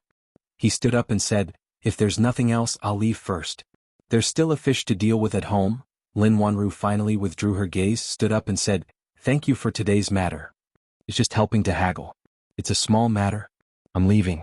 Li Yi waved his hand and walked out of the door. Watching him walk out, Lin Wanru sat down again and stared blankly at the teacup on the table. She had been in charge of the Lin family for a few years and encountered many things in business. She had also accumulated some experience in means, but all the means were generally in line with the norm. Today, her horizons had been truly broadened. She had seen very clearly that when shopkeeper Ma and shopkeeper Su had left, their eyes were glistening with tears. Every time this happened, she would start to wonder who the people she had picked up back then were. Shopkeeper Ma and shopkeeper Su's decisiveness had actually slightly exceeded Li Yi's expectations. He had thought that it would be good enough if they could lower the price to 70%, but it seemed that he had underestimated the importance they placed on the deal tomorrow. A large batch of azure glass was going to be shipped to the Qi Kingdom. This time they were destined to suffer a loss. He felt a little guilty for setting them up twice in a row. When he walked out of Fragrant Forest Park, he was surprised to find that the two men had not left yet. The young man named Bai Yu was also at the entrance of Fragrant Forest Park. He must have bumped into the two men when he was about to enter. Shopkeeper Ma, shopkeeper Su. Bai Yu was about to greet the two men, but they merely glanced at him coldly and walked straight past him. If not for Bai Yu, they would not have suffered such a huge loss this time. They had accumulated a belly full of anger earlier, so naturally, they would not be in a good mood when they saw him again. Bai Yu looked at them suspiciously. The two of you, you're going to look for Miss Lin again? Shopkeeper Ma glanced at Bai Yu and sneered. Nephew Bai, I'm afraid you're going to waste your efforts this time. You've been so attentive so many times, but in the end, haven't you ended up benefiting a pretty boy? Shopkeeper Su shook his head. Brother Ma, how can you say that? Nephew Bai doesn't know about this yet. Don't stab him in the chest again. Bai Yu's expression changed. What do you mean? What do you mean by, cheap pretty boy? This time, the two men merely glanced at him mockingly before turning to leave, leaving Bai Yu standing where he was. His expression began to fluctuate. Li Yi walked past him. He glanced at the two men's backs and curled his lips. What kind of people were they? Miss Lin had kindly accepted their goods so that they would not miss out on tomorrow's big business. Not only were they not grateful, they even dared to spread rumors about her. Were they even human? He had seen all of this. Lin Wanru had always been clean and virtuous. The man who had appeared by her side was the married man Lin Yong, who was in charge of her safety. Where did this pretty boy come from, pretty boy? When he reached the entrance of his courtyard, Li Yi's footsteps paused. He turned around and looked in the direction that the two men had left. The trace of guilt in his heart instantly disappeared without a trace. It was a pleasure working with you. It was a pleasure working with you. Shopkeeper Ma nodded to the foreign merchant and opened a large box placed in the center of the shop. After carefully inspecting the items inside, he waved his hand at the shop assistant behind him. The assistant immediately handed the box over to Shopkeeper Ma. The foreign merchant took the box and opened the lid. He saw that it was filled with neatly stacked gold nuggets. Shopkeeper Ma said, "These were exchanged from the bank this morning. Please check them." The foreign merchant placed the box to one side and bit each gold nugget. He waved his hand and said, "There's no need to check. We believe in the Ma family's reputation." Shopkeeper Ma looked at the foreign merchant and said, "I don't know if you have time. I'm holding a banquet at Agarwood Tower today." The foreign merchant waved his hand and said, "The Bai family and the Su family are still there. They're waiting for us." Shopkeeper Ma smiled and said, "In that case, I won't keep you." He casually pointed at an assistant and said, "Go and see these important guests off." When the few of them walked out of the shop, he opened the box again and saw a pile of sparkling and translucent glass inside. His face was filled with ecstasy. We're rich, we're rich." Outside the shop, a shop assistant saw the foreign merchants out and said, "Gentlemen, I'll see you off here. Goodbye." Chapter 698. The box of gold was very conspicuous in the room. It was not that Li Yi had never seen so much money, but he had only seen such a scene of a whole box of gold in front of him in a TV series. When they were most short of money and manpower, they could only rely on selling jade pendants and poems to barely make a living. It was such a difficult period of time. It was only a month, but with so much money in front of them, their hearts were already calm. If it was someone else who saw so much gold, they would immediately become a nouveau riche. They would not be happy if they did not go out and spend hundreds of taels of silver. He closed the box and put it under the bed. When he walked out, he saw the second young lady of the Liu family slowly practicing Tai Chi in the courtyard. This was the improved version of Rui's Tai Chi. It focused more on actual combat, and the movements looked more beautiful. "Get ready, we'll go out in a while." Li looked at her and said, "What are we going to do?" Mississippi Liu continued her movements and asked without turning her head. "We've earned so much money. How can we not buy something to splurge on? Why don't we spend at least 1,000 taels of silver?" Li urged, Hurry up, we'll leave after we finish eating. No matter in the past, present, or future, women couldn't resist the temptation of shopping. Even a fairy like Second Miss Lu, who didn't eat the food of the mortal world, would occasionally like to go shopping, even if she only bought a bunch of useless things. After finalizing the plan for today, when Li Yi was busy in the kitchen, Lin Yong came over, leaned on the door and asked, "Li brothers, do you have anything to do after dinner?" Li Yi did not turn around and said, "I'm going out to buy something after dinner." Lin Yong clapped his hands and said, "Miss is going out in a while. She asked me to ask you guys if you want to go out together?" Since Lin Wanru refused to pay him the last time, he would always do something intentionally or unintentionally. For example, he would give Mississippi Lu a hairpin, a bracelet, or when he passed by a clothing store and saw a beautiful dress, he would also buy it for her, like a disguised compensation. This kind of thing happened every few days and Li Yi was used to it. Okay. Li Yi only hesitated for a moment and nodded in agreement. For such a long time, Second Miss Lu had been staying at home to recuperate. Occasionally she would go out with him. Other than him, the only other person she came into contact with was Lin Wanru, who would occasionally come to talk to him. Li Yi noticed that Lin Wanru did not seem to have many friends. Every day she would go to the Lin family and go to the shop. These two women did not like to talk, but during this time, they actually established a strange relationship. Of course, although they did not like to talk, there were different levels. When he was with Mississippi Lu, Lin Wanru talked more. It was actually a very tiring thing to go shopping with women because they did not know tiredness at all. When passing by the most famous rouge and powder shop in Fengzhou City, Mississippi Lu and Lin Wanru went in, and he and Lin Yong could only wait outside. Although there was no sign outside this shop that said, "Men are not allowed," generally men would choose to avoid it. Inside there were all women. The mixed smell of rouge and perfume made Li Yi very uncomfortable. Lin Yong squatted on the steps and asked, "Li brothers, such a small bottle of perfume actually dared to sell for 2 taels of silver, and these women still rushed to buy it. I really don't understand what they are thinking." Li Yi lowered his head and glanced at him. If a rough man like him could understand the mind of women, the sun would rise from the west. 2 taels of silver was nothing. A small bottle of limited edition Blue Enchantress in the capital of the Jing Kingdom cost 200 taels of silver, and a large group of people rushed to buy it. Even so, there was no market for it. Even if you had money, you could not buy it. The perfume in the Qi Kingdom was only bought from the capital. One bottle could be bought for 2 taels of silver, and it could not even recover the cost. If the perfume sold by these black-hearted purchasing agents was not diluted, his name would be written upside down. Next to the shop was a tea stall. At this time there were many customers in the tea stall, drinking tea and chatting. Li Yi was not in the mood to listen to them. He estimated that in at most half a month, they would be able to set off for their return. This time they did not enter the Qi Kingdom too deep. If they were fast they could reach Shuzhou in 2 days. Under his careful care, Mississippi Lu's body had recovered. The closer the day of their return, the more he looked forward to it. There were still some faint voices in his ears such as corrupt officials, first prince, for the country and the people, and so on. Lin Yong was a restless person. Li Yi did not pay attention to him, and the old man beside him would not talk to him either. He simply moved his butt and leaned to the side. You don't say. This time those people have really done a lot of good things for Feng Province. Corrupt officials should be arrested, the more the better. The more they arrest, the better the lives of the people will be. A young man dressed like a scholar glanced at him and said, "That's true, but nothing is absolute. It may not be a good thing to make such a big fuss and go to war. The whole Feng Province and the neighboring provinces are in a mess, which is not a good thing for the people." Someone said, "Yes, which official is not corrupt? Big or small, the result is the same. These days there is no one in the county government to handle the case, and the bandits have become rampant. Every morning people go to the county government to report the case, and there is a long line at the door. They were all ordinary people drinking tea and chatting. Finally, Lin Yong found someone who was willing to talk to him. He simply sat beside the tea stall and chatted with the people.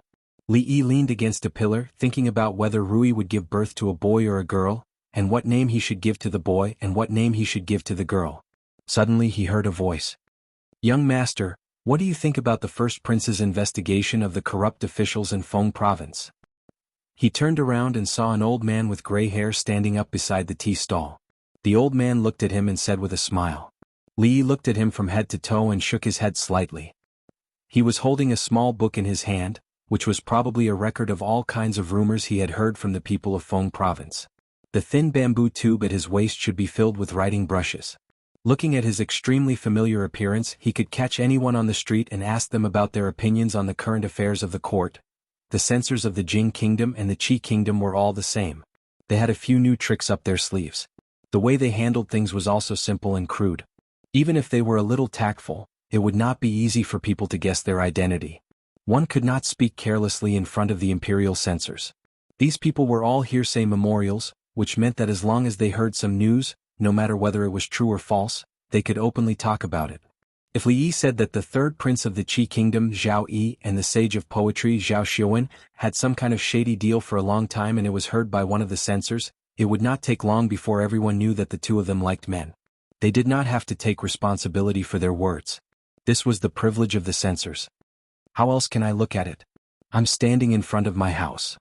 Li Yi looked at him and said, "These few days the soldiers have been arresting people outside every day. It's very lively." The old man had a smile on his face. He was about to ask some questions but his mouth opened halfway.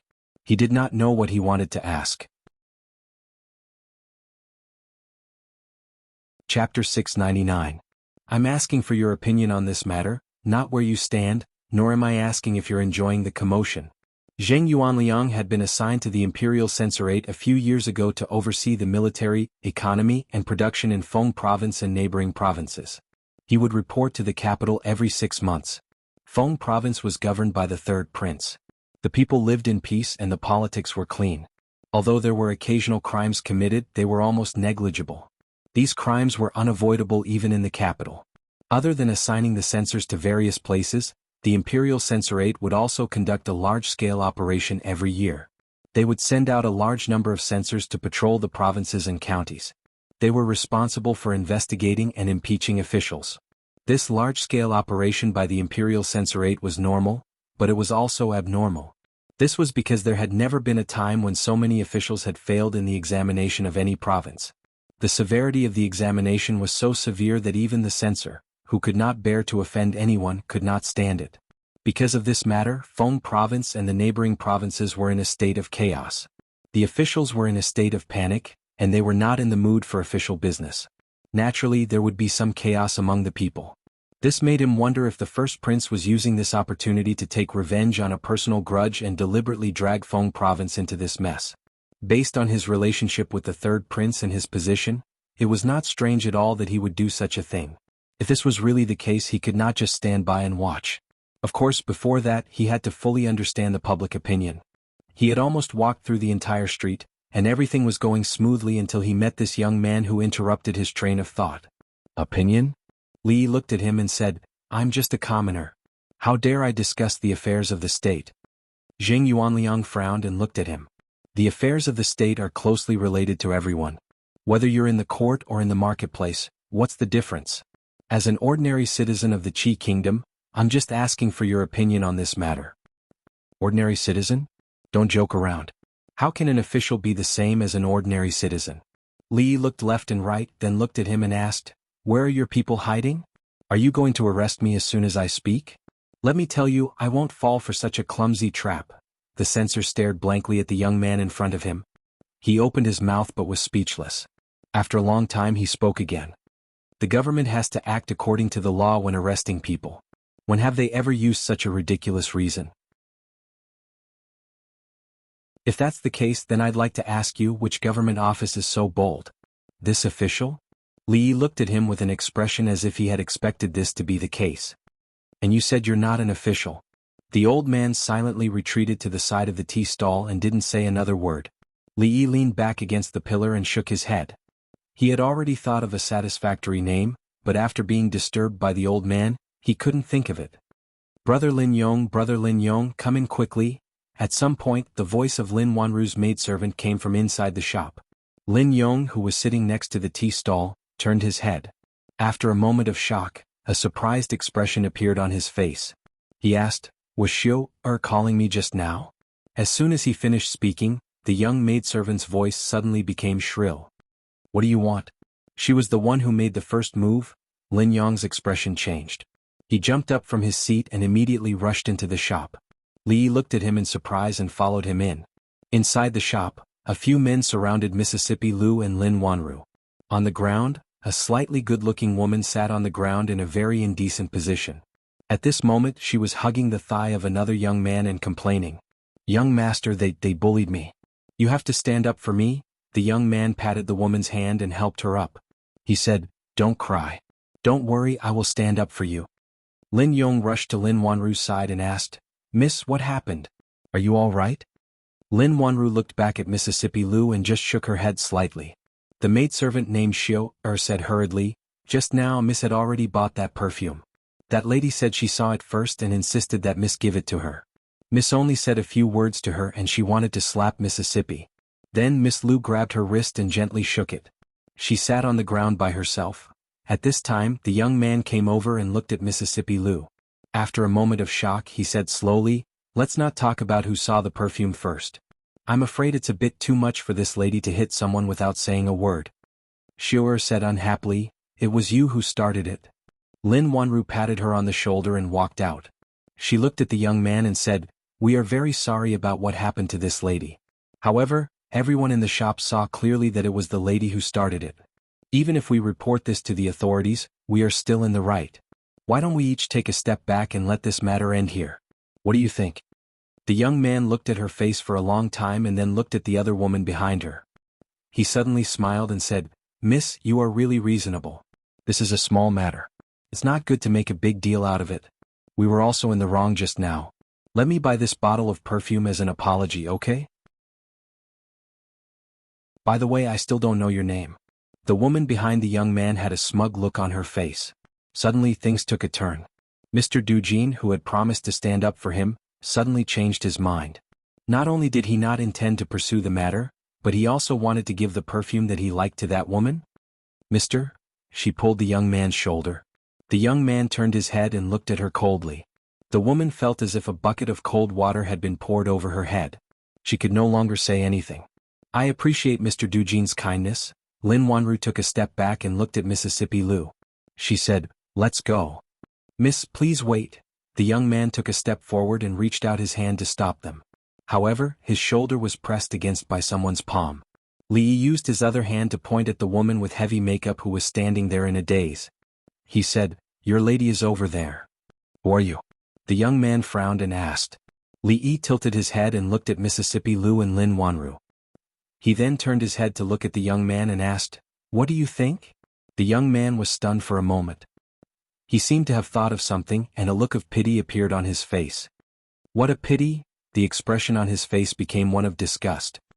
He looked at Li Yi and said coldly, "I hate it when people touch my shoulder." Li Yi patted his other shoulder and said, "This is an illness. It needs to be treated."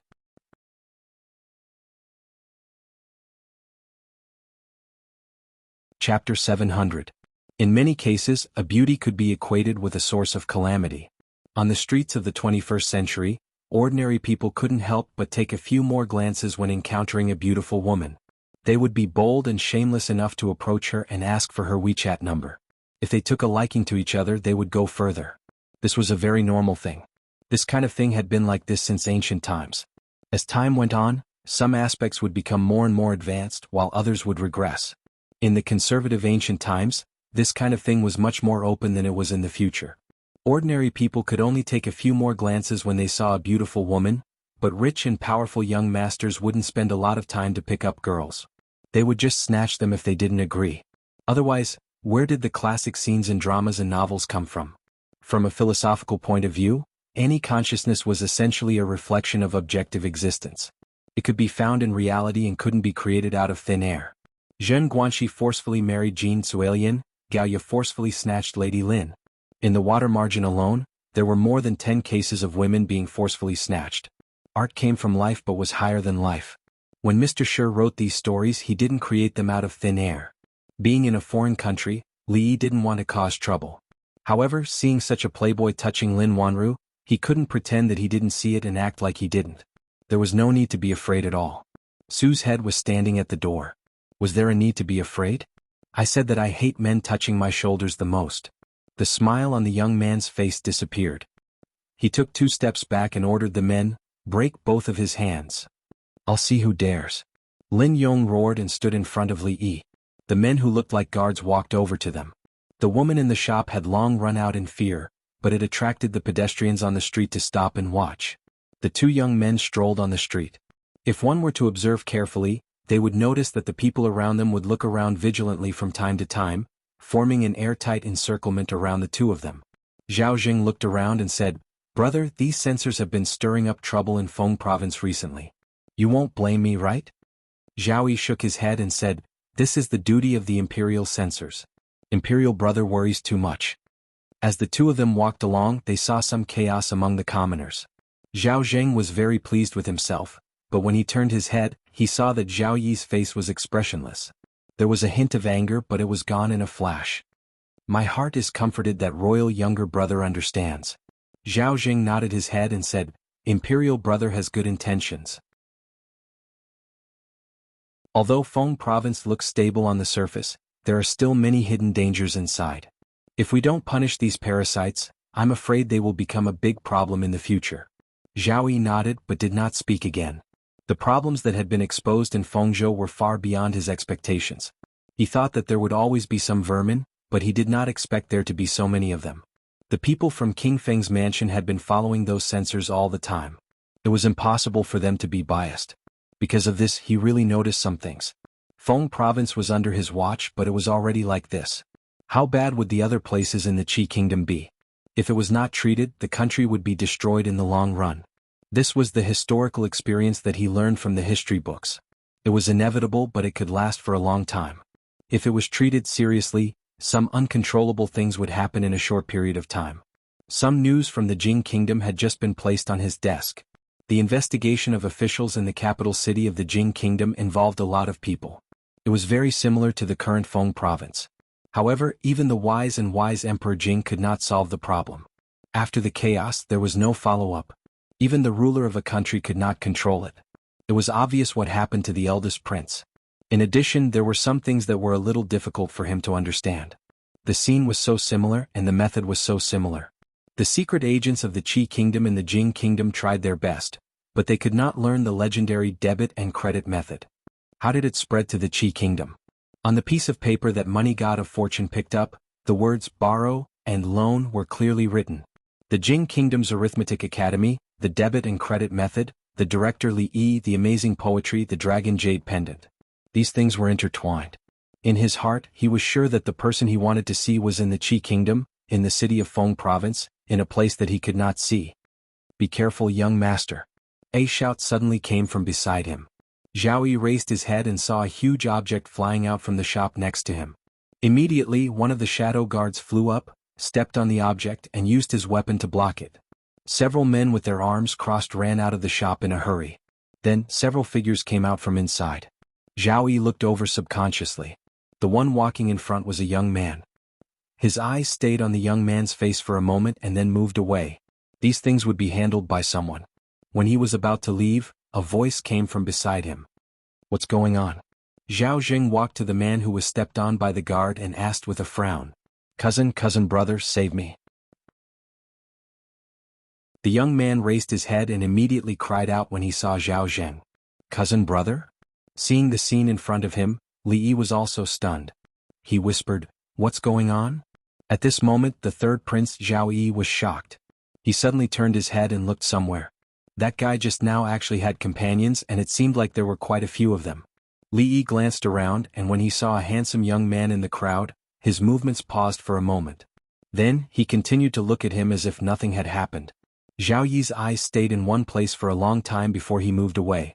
There was a slightly disappointed expression on his face. "What's the matter with you?" The young man on the ground had been helped up. Zhao Jing looked at him and asked with a frown. The young man rubbed a certain part of his body and said while gritting his teeth, This is a group of thugs. Cousin brother, I want to report them to the officials to arrest them." Zhao Jing looked in the direction he was pointing at. When he saw the two women, he roughly understood what was going on. Before he could say anything, another figure walked over from the side. The old man called Jing Yuanliang walked over and cupped his hands in salute. When he was about to bow, Zhao Jing waved his hand and said, "Dispense with the formalities. Don't reveal our identities." Zhao Jing frowned again. He knew very well what kind of person this cousin brother of his was. This journey was supposed to bring him to gain more experience, but he had been womanizing and had caused a lot of trouble. He could show himself in other places, but this was Feng province. Any mistake would be used against him. For example, Zhao Yi and the censor in front of him, who had not been very willing to cooperate with him before. He looked at the young man and said, "Be obedient and go back to the relay station." After being glared at by him, the young man immediately retracted his head and said no more. Seeing Zhao Yi look over, Zhao Jing shook his head and said, "It's just a misunderstanding. Let's go." The third prince, Zhao Yi, nodded. He looked in a certain direction again and turned to leave. "Are you all right?" Lin Wanru walked up to him and asked with concern when she saw that the people had left quickly. She was still a little shocked when she recalled the scene when he had thrown the man away with one hand. It was really hard to imagine that he looked so weak, but he had such terrifying strength. "I'm fine." Li shook his head and said, "Let's go." He was still a little surprised. They had not seen each other for a long time, but he had recognized the young man at first glance. The young man who had been looking at him for a long time was the third prince of the Qi kingdom, Zhao Yi. The man beside him who had whispered to the censor not to reveal their identities should be the first prince of the Qi kingdom. Who would have thought that the rumored first prince would actually be such a sensible person? About 10 steps away, the first prince of the Qi kingdom, Zhao Zheng, and the young man were a few steps behind Zhao Yi.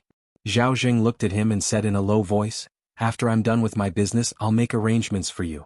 When that time comes, you can do whatever you want with those two women. These days are special, so you'd better know your place." "I understand." Although the young man's eyes were filled with reluctance, he still lowered his head and said. Li Yi turned his head and pointed in a certain direction. He asked the slovenly old man, "What did he say?" "I didn't hear him clearly." Su looked at him strangely, then turned to look at Lin Wanru and Mississippi Lu. He peeled a white rabbit creamy candy and popped it into his mouth.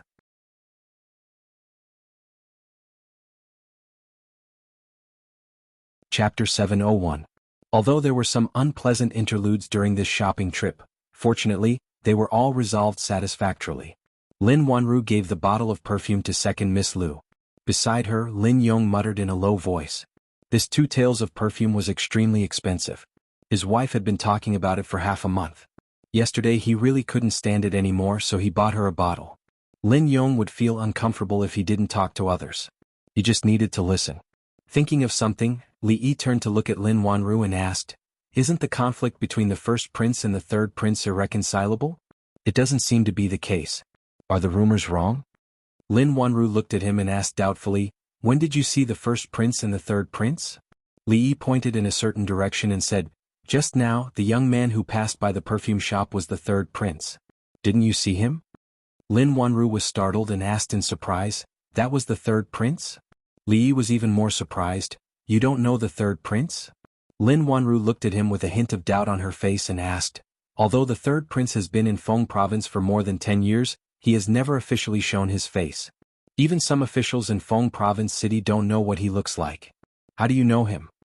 Li Yi was startled, then looked at him and asked doubtfully, "He has never shown his face?" "No." Li Yi thought for a moment and said with a smile, "The third prince went to the capital of the Jing kingdom last time. I saw him from afar and he looked very similar to the young man just now. However, it might not be him. Does the third prince have a twin brother?" Lin Wanru shook her head and said, "I've never heard of it." "Then I might have seen wrongly." Li Yi turned his head and looked around. He pointed to a shop not far away and said, "There's a cloth shop over there. Let's go and see if they have any new fabrics. The weather is good today and the clouds in the sky are so white. It's a good time to buy 2 bolts of fabric. The weather is not bad, the clouds are so white. Buying fabric?"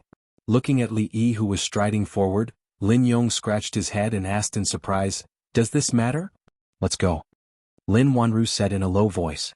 When she raised her head to look at the figure in front of her again, a trace of doubt appeared in her eyes, but it quickly disappeared. She shook her head and strode forward. One should not be afraid of a thief stealing, but one should be afraid of a thief remembering. Of all people, it had to be Lin Wanru and Mississippi Lu. This was the Qi kingdom and there were many things that he could not directly intervene in. Since he already knew that Lin Wanru would face some unknown dangers in the future, he could not pretend that he did not know and just walk away. The first prince, right? Very busy recently, right? Then continue to be busy. It was good to be busy, to be busy. Li Yi stood at the door of a shop and rubbed the space between his brows out of habit. As he was worrying about the feudal construction of the Qi kingdom, An old man came up to him and asked in a low voice, "Young master, may I disturb you for a moment?" Li looked at the old man. He was dressed in Confucian robes and had a small book in his hand. A bamboo tube hung at his waist. Other than his appearance, he looked different from the old man just now. It was as if he had come from the same production line. Yi Fuqian sighed and asked, "What is it?" The old man looked at him and said, "The first prince has led a group of imperial censors to investigate the corrupt officials in Feng province. There has been quite a commotion these days. I wonder what this young master thinks of this matter?" He went straight to the point. It was the same straightforwardness, the same simple brutality. Li took a deep breath and asked, "Can I curse?" The old man glanced at him and said with a frown, "How can a scholar speak dirty words?" "Then I have no opinion." Li waved his hand and pointed somewhere. He said, "There is a tea stall in front. There are many people there. Do you want to go there and ask?" Lin Yong walked in front with a lot of things in his arms. Li and the sloppy old man followed behind Mississippi Lu and Lin Wanru. Feng province was not peaceful these days. It was unexpected to meet two imperial censors in plain clothes on the same street. From the analysis of the situation, the relationship between the first prince and the third prince was far from good enough for them to go shopping together. On the surface it was a fake brotherly love. Who knew how they would stab each other in the back? Li turned to look at the sloppy old man and asked, "Su, do you have anything to do tonight?" The sloppy old man glanced at him and shook his head. "No." Li nodded and said, "That's good. Your body has not recovered yet. You need to take care of your injuries. If there is nothing important, try not to make trouble." The sloppy old man looked at him and asked, "Tell me, what do you want me to do?" Li shook his head and said, "No." "Really?" The sloppy old man asked doubtfully. "I really didn't." Li nodded. "In the courtyard next to Fragrant Forest Garden. Be careful." Li patted the sloppy old man's shoulder, put an envelope in his hand and said. The sloppy old man nodded. When he turned around he asked, "Do you need me to bring back the head of the first prince?" "No, no." Li hurriedly waved his hand and said, "It's good that the thing has been delivered. You don't need to bring anything back." After all, this was the Qi kingdom. If the first prince's head was cut off in someone else's territory, wouldn't the entire Fengzhou city be turned upside down? At that time, no one would be able to leave the city. The entire Fengzhou city would be turned upside down. No matter how powerful a grandmaster was, he would not be able to take him and Mississippi Lu away. No, forget it. When the sloppy old man's voice rang out, he had already disappeared from the courtyard. Mississippi Lu walked out of the room and asked, "Who were you talking to outside just now?" "No one." Li waved his hand and walked into the room. As he walked he said, "It's getting late. Go to bed early. You have to go to work tomorrow." In a heavily guarded courier station in Fengzhou City. "Your Highness, the name list of all the people found these days is all here." An official put a thin booklet on the table. After saluting he slowly left. Zhao Jing picked up the booklet and casually flipped through it while pacing in the room. 53 people. He looked at a certain number written on the booklet and a smile appeared on his face. Over the past few days, a total of 53 officials in Fengzhou had been found to have committed serious corruption. Not to mention how many of Zhao Yi's trusted subordinates were among them. How many of his people could be placed in these 53 positions if he fought for them? In this way he would have more control over Fengzhou. In the future, no matter what Zhao Yi did, he would be able to keep an eye on it. If he could dig deeper into this matter and strike while the iron was hot, he could completely replace Zhao Yi and become the ruler of Fengzhou and the neighboring provinces. In that case, Zhao Yi would be like an eagle without wings. How could he fight against him? For him, this was a once-in-a-lifetime opportunity. Whether or not he could grasp it and change the impression that the people and the court officials had of him and Zhao Yi, the following days were very important. He had to produce more results. After reading the booklet from beginning to end, Zhao Jing nodded and murmured, "Not bad. The wine is good but the chicken is too old." A voice suddenly came from the room. "Who is it?" Zhao Jing's expression changed. He suddenly turned his head and saw an old man with messy hair and a black cloth covering his face sitting at the table. The old man pointed at a dish on the table with his chopsticks and shook his head. "Who made this poached chicken? It's such a waste of good ingredients. He deserves to be beaten."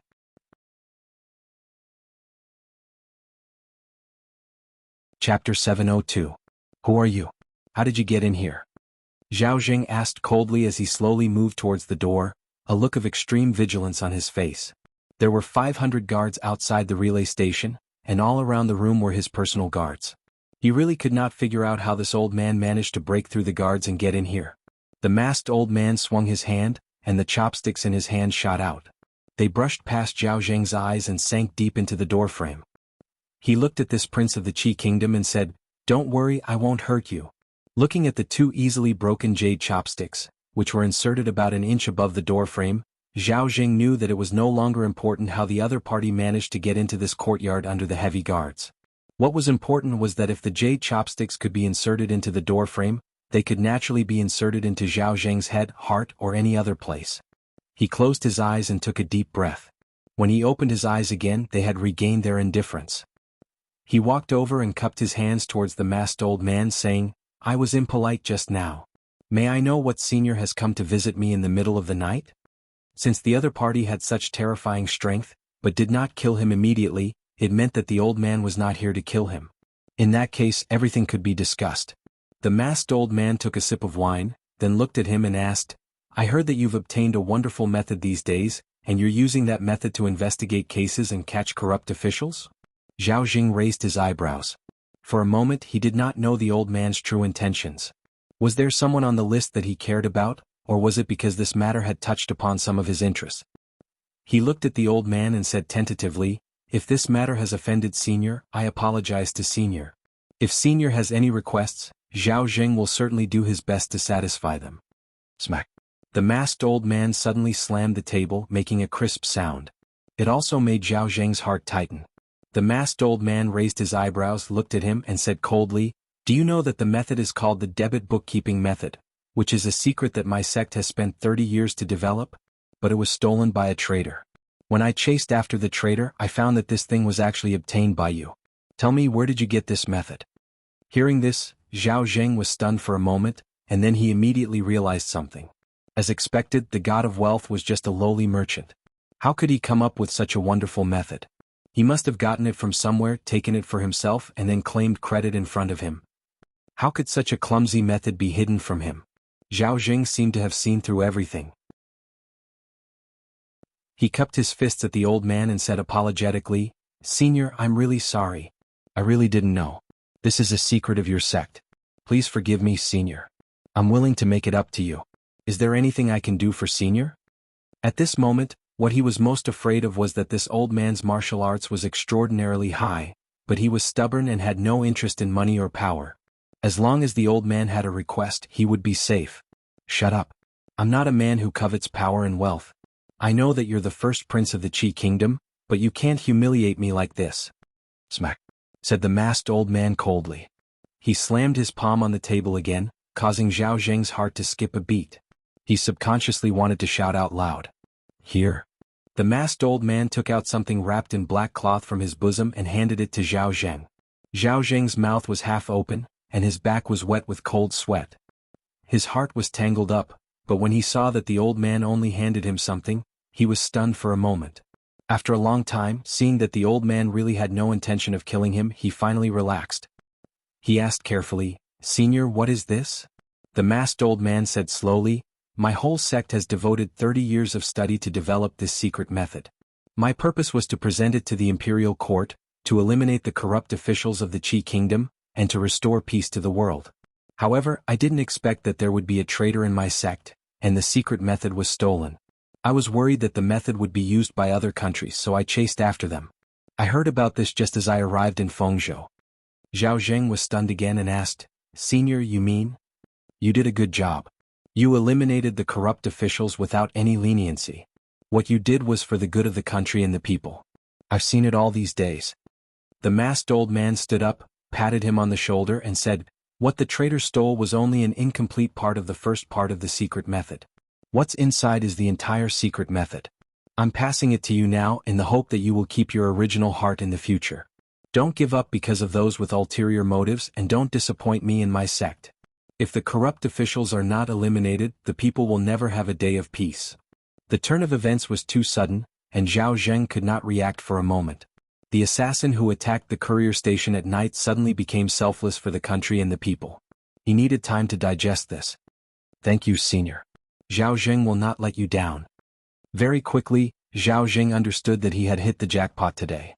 If a mere fragment of the first half could have such an effect, wouldn't he be able to move unhindered in the imperial court if he could obtain the complete first and second half? Although he did not know which sect this old man belonged to, the person who could research this method must not be ordinary. Maybe there was something more powerful in it, if he could get it. The masked old man said in a deep voice, "This is the complete debit and credit bookkeeping method, as well as a wonderful way to govern the country and fill the national treasury. You must take good care of it and remember not to spread it. If other countries get it, the consequences will be unimaginable." Zhao Zheng was delighted, but a solemn expression appeared on his face. He nodded and said, "Senior, don't worry. After looking at it, I will completely burn it without leaving a trace." The old man nodded and asked, "Now tell me, where did you get this method?" Zhao Zheng replied without hesitation, "Fortune god of money, the fortune god of money in Fengzhou. This method was given by him." Fortune god of money?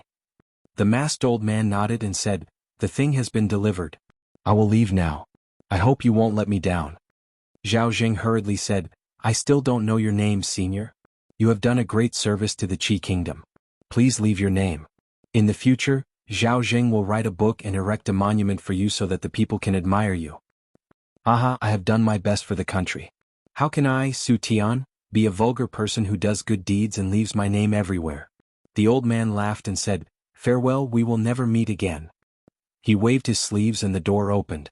Zhao Zheng blinked, but there was no one at the door. Zhao Zheng walked out quickly.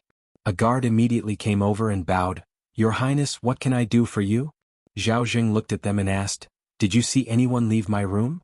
The two guards looked at each other and shook their heads. They said, "No, only your Highness." "All right, there is nothing else. You can leave. In a quarter of an hour, tell the guard in charge of the relay station to see me." Zhao Zheng waved at them and went back to his room. When he walked inside, he saw an item wrapped in black cloth on the table. There was an unconcealable fire in his eyes.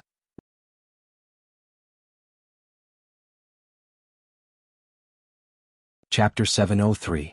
Inside the room, Zhao Zheng slowly opened up the black cloth, revealing the item inside. It was a bright yellow piece of silk. It looked a little old and should have been around for quite some time. There were some words on the silk. Zhao Zheng slowly unfolded it. It was written in an upright script that he had never seen before. Just by looking at the handwriting, he could tell that the person who wrote on the silk was not an ordinary person. The words were not on paper but on the silk. It was really puzzling. However, it also made him pay more attention to the content on the silk. Zhao Zheng carefully moved the oil lamp on the table closer to him. He looked at the piece of silk with rapt attention. His face sometimes showed doubt, sometimes he showed a look of understanding. Sometimes he frowned and sometimes he relaxed. Finally, he slowly stood up and opened the door. He said, "Invite the censors in. Your Highness, a few of the officials are already asleep. Wake them all up." Zhao Zheng waved his hand and said, "Tell them that I have something important to discuss with them." "Yes, Your Highness." The guard quickly got up and ran away. Not long after, many of the lights in the relay station that had been out for a long time were lit up again. "May I know why Your Highness has summoned us so late at night?" Nearly 10 censors rushed over. Some of them didn't even have time to tidy up their robes. They tied up their sleeves and asked. Zhao Zheng looked at the burnt silk in the bowl on the table. He turned around and said, "For the past few days, I have been working day and night. I have made some improvements to the debit and credit method. I have added and deleted several times to make it more convenient to use. From tomorrow onwards, you will use this new method to investigate." He handed a piece of paper over to the censor in front of him.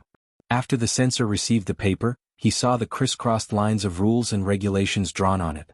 His expression was one of astonishment. After staring at it for a long time, a look of surprise and joy appeared on his face.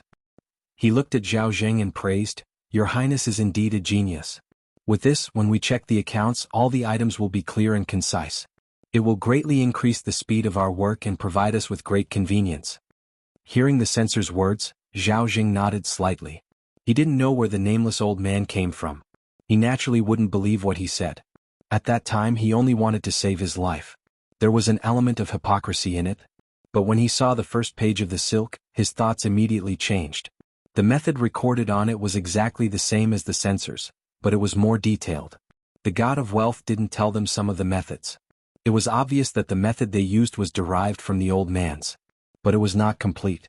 At this point he believed most of the old man's words.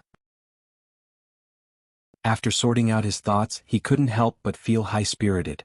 A master who was so skilled in martial arts came to visit in the middle of the night just to pass on this wonderful method to him. Among the many princes of the Qi kingdom, who else had the same treatment as him? A master was indeed a master. His ability to discern the pearls was something that ordinary people could never hope to achieve in their entire lives. Your Highness is brilliant.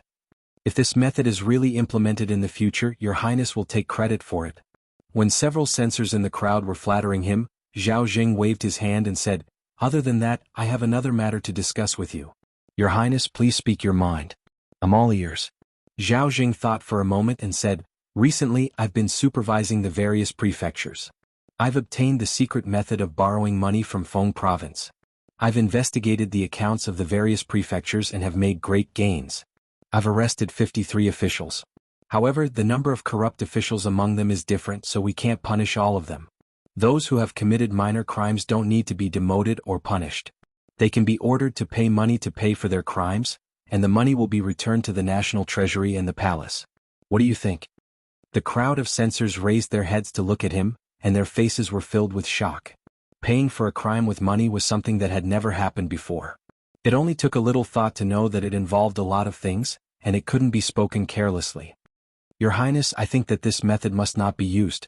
One of the censors thought for a moment and said through gritted teeth, "This method goes against the law and will cause the country's laws to collapse. We must not." As censors, they were instinctively sensitive to certain things. They instinctively felt that this was not appropriate. "I'm afraid that Censor Wei is exaggerating." Zhao Jing glanced at him and said, "In recent years the national treasury has been empty, and the inner government is short of money. We can only do what we want now. Although this method has a certain amount of risk, as long as we control it well, it is a wonderful method that can fill up the national treasury. Does Imperial Censor Wei have a better method?" "No." Censor Wei opened his mouth, looked at him, and immediately retreated without saying another word. The Daqi kingdom had been at war for many years, and the national treasury had long been overwhelmed.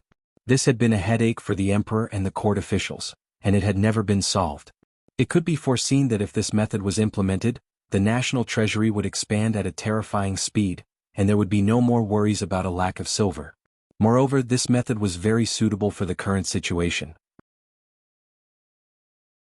The censors were supervising the prefectures and assessing the officials. Some officials were corrupt, some were ineffective, and some had flaws in their style of work. There would always be some small problems in all aspects, but they were harmless and difficult to measure. If they weren't punished, it would be conniving, and they didn't know how to punish them. If they could all be converted into silver, it would be much more convenient. However, if this was the case, wouldn't it make some officials fearless and worsen their corruption? This was like walking on a steel cable, and below it was a cliff tens of thousands of feet high. If they could safely walk over, they would be greeted with cheers, but if there was the slightest mistake, they would be consigned to eternal damnation, and their bones would be crushed. Before this, there had never been a dynasty that had implemented such a method. Whether it would be applauded or crushed, they could only try it themselves. One of the censors thought about it, and a conflicted expression appeared on his face. He stood up and said, "Your Highness?" Zhao Jing looked at him coldly and asked, "Censor Shin, do you have any objections?" Seeing the great prince's expression, everyone's heart shook. They knew that this time, the great prince had most likely hardened his heart to implement this method. The problem of the national treasury had always been the emperor's sore point. If there was a way to solve this problem once and for all, there would be no more worries. Even if they had to pay a small price, they believed that the emperor would not refuse. For the great prince, this was also a rare opportunity. Once he could personally take charge of this matter, in the future, all the officials in the world would have to act according to his wishes. On one hand, he could receive the emperor's attention, and on the other, he could establish his prestige in front of the officials. If someone disagreed with him on this matter, the outcome would be very tragic. Censor Shin opened his mouth and swallowed the words he was about to say. He bowed and said, "Your Highness is wise." One of the censors asked, "Your Highness, does this method have a name?" Zhao Jing thought about it and said, "Let's call it silver for discussing crimes." Inside the room, Li Yi looked at the old bedsheet that was missing a piece and blew out the oil lamp. Today he had bought 2 rolls of cloth. Tomorrow he would cut out a new bedsheet. The bedsheet was missing a piece and it looked really awkward.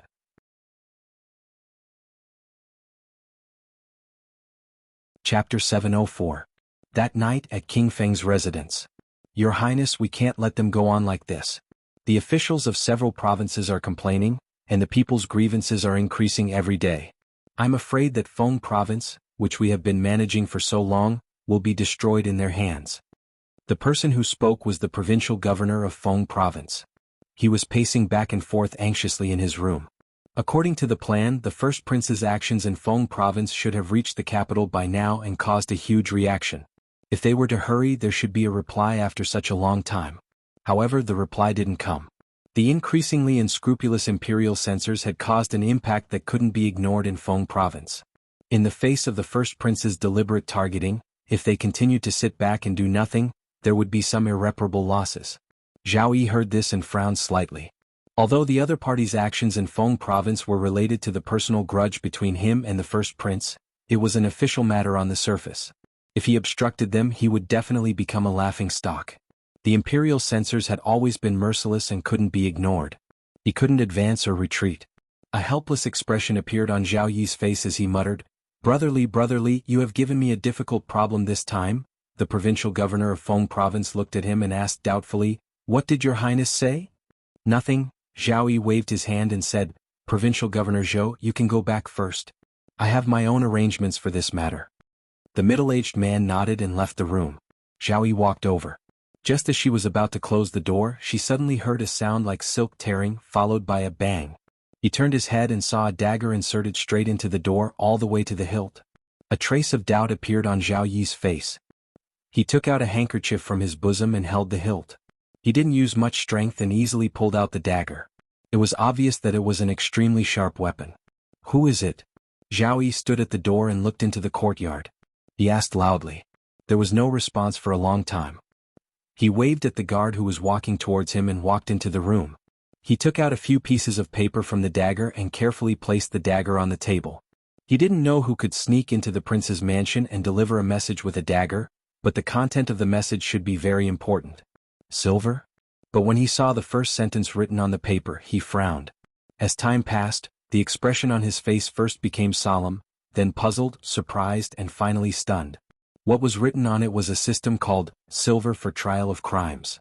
As the name suggested, the content of this system was to pay for crimes with money. Depending on the severity of the crime committed by the officials, they would be exempted from certain punishments by a certain amount of silver.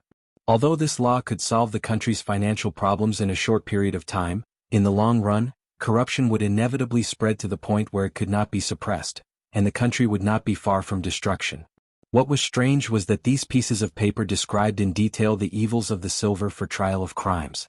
They quoted scriptures and discussed the major crimes committed by the silver for trial of crimes. For example, using money to pay for crimes would make the officials who paid the silver for trial of crimes even more unbridled and fearless, and the officials would become more corrupt. With the silver for trial of crimes, the officials would exploit the people even more, and the country would be in turmoil. Finally, using money to pay for crimes would not be pursued, and the law would become useless. The law would collapse and the country would perish. Of course, more importantly, it was clearly written on the paper that the eldest prince was going to vigorously implement the silver for trial of crimes system. This was simply encouraging evil practices and promoting unhealthy practices, with the intention of destroying the Qi kingdom. The person who wrote this letter was originally an expert who wandered around the world. He was unwilling to see the state of Qi destroyed in the hands of such a person. Thus, he sent a letter with a dagger to expose the matter. He hoped that he could announce this matter to the world and let everyone see the ugly face of the first prince. Zhao Yi put down the letter and sat by the table. His right index finger tapped on the surface of the table. If this matter was true and the eldest prince really wanted to implement this method of destroying the country, then he would have a good reason to do so. He would not need to care about the censors and the opinions of the people in the capital, and the siege of Feng province would be resolved. The problem was who had sent this letter. How did he find out about this matter, and how did he enter the prince's residence? No matter what, he would not believe the words of a wandering expert. Who could it be? Zhao Yi's index finger tapped on the surface of the table a little faster as he murmured. At this moment there was a knock on the door. Zhao Yi got up and walked to the door. He asked, "What is it?" "I forgot something." An old voice rang out and the door bolt broke. Zhao Yi saw a masked old man with white hair walk in. He walked to the side of the table and put away the dagger. When he walked out of the door, he glanced at Zhao Yi and casually stuck the other dagger into the door. He said, "It's a little dark, so I stuck it in the wrong place. Sorry." Zhao Yi watched him walk into the courtyard. With a leap, he flew up to the roof and completely disappeared into the night. "There's an assassin. There's an assassin." Panicked footsteps could be heard nearby. Countless figures ran over. "Your Highness, is Your Highness all right? Where did the assassin go? Catch the assassin. Catch the assassin." A moment later, Zhao Yi dismissed the crowd and asked, "Is anyone injured?" One person immediately replied, "Your Highness, only a few guards were knocked unconscious. No one was injured." Zhao Yi nodded and looked at the dagger on the door. He walked over, grabbed the handle and exerted a little force. The dagger did not move at all. Thinking of how the old man had cut the dagger like it was tofu, Zhao Yi asked, "Did anything happen at the relay station tonight?" Someone walked up and bowed, saying, "Your Highness, the first prince gathered everyone in the middle of the night. He seemed to be discussing something important." Zhao Yi nodded and pulled out the dagger with all his might. Then he walked into the house. "In the future, double the number of people in this area." Someone bowed, "As you command." At the same time, at the Feng Province relay station, a few people knelt down in the corridor, trembling with fear. Zhao Jing pointed at them and said coldly, "It's useless. You don't even know that someone has barged in. I have raised a bunch of trash for nothing." It was another sunny day. Li got up and opened the door. When he was stretching his body in the courtyard, a figure flew out from a room in the inn next door and landed steadily in the courtyard. The unkempt old man looked at him and said, "The 2 items have been delivered." "And?" Li looked at him and asked. The unkempt old man nodded and said, "I've made myself clear." As he said this, he could not help but take another look at Li Yi. To be able to praise one person to the heavens and belittle the same thing to the ground in front of another person were 2 extremes. Perhaps only a scholar could do such a thing. Li cupped his hands at him and said, "Su, thank you for your hard work." The unkempt old man shook his head and asked, "When are we going back?" "It'll only take a while." Li looked at him and asked, "Why? Is Su in a hurry to go back because of something important?" The unkempt old man touched his chest pocket. During the battle with the Taoist nun, a bottle of antidote had been accidentally destroyed. That was 2 months' worth of antidote. If he returned late, his limbs would be stiff and he would be bleeding from all 7 apertures. Calculating the days, the unkempt old man should still be able to make it. He shook his head and said, "What important matter could I have? No hurry, no hurry."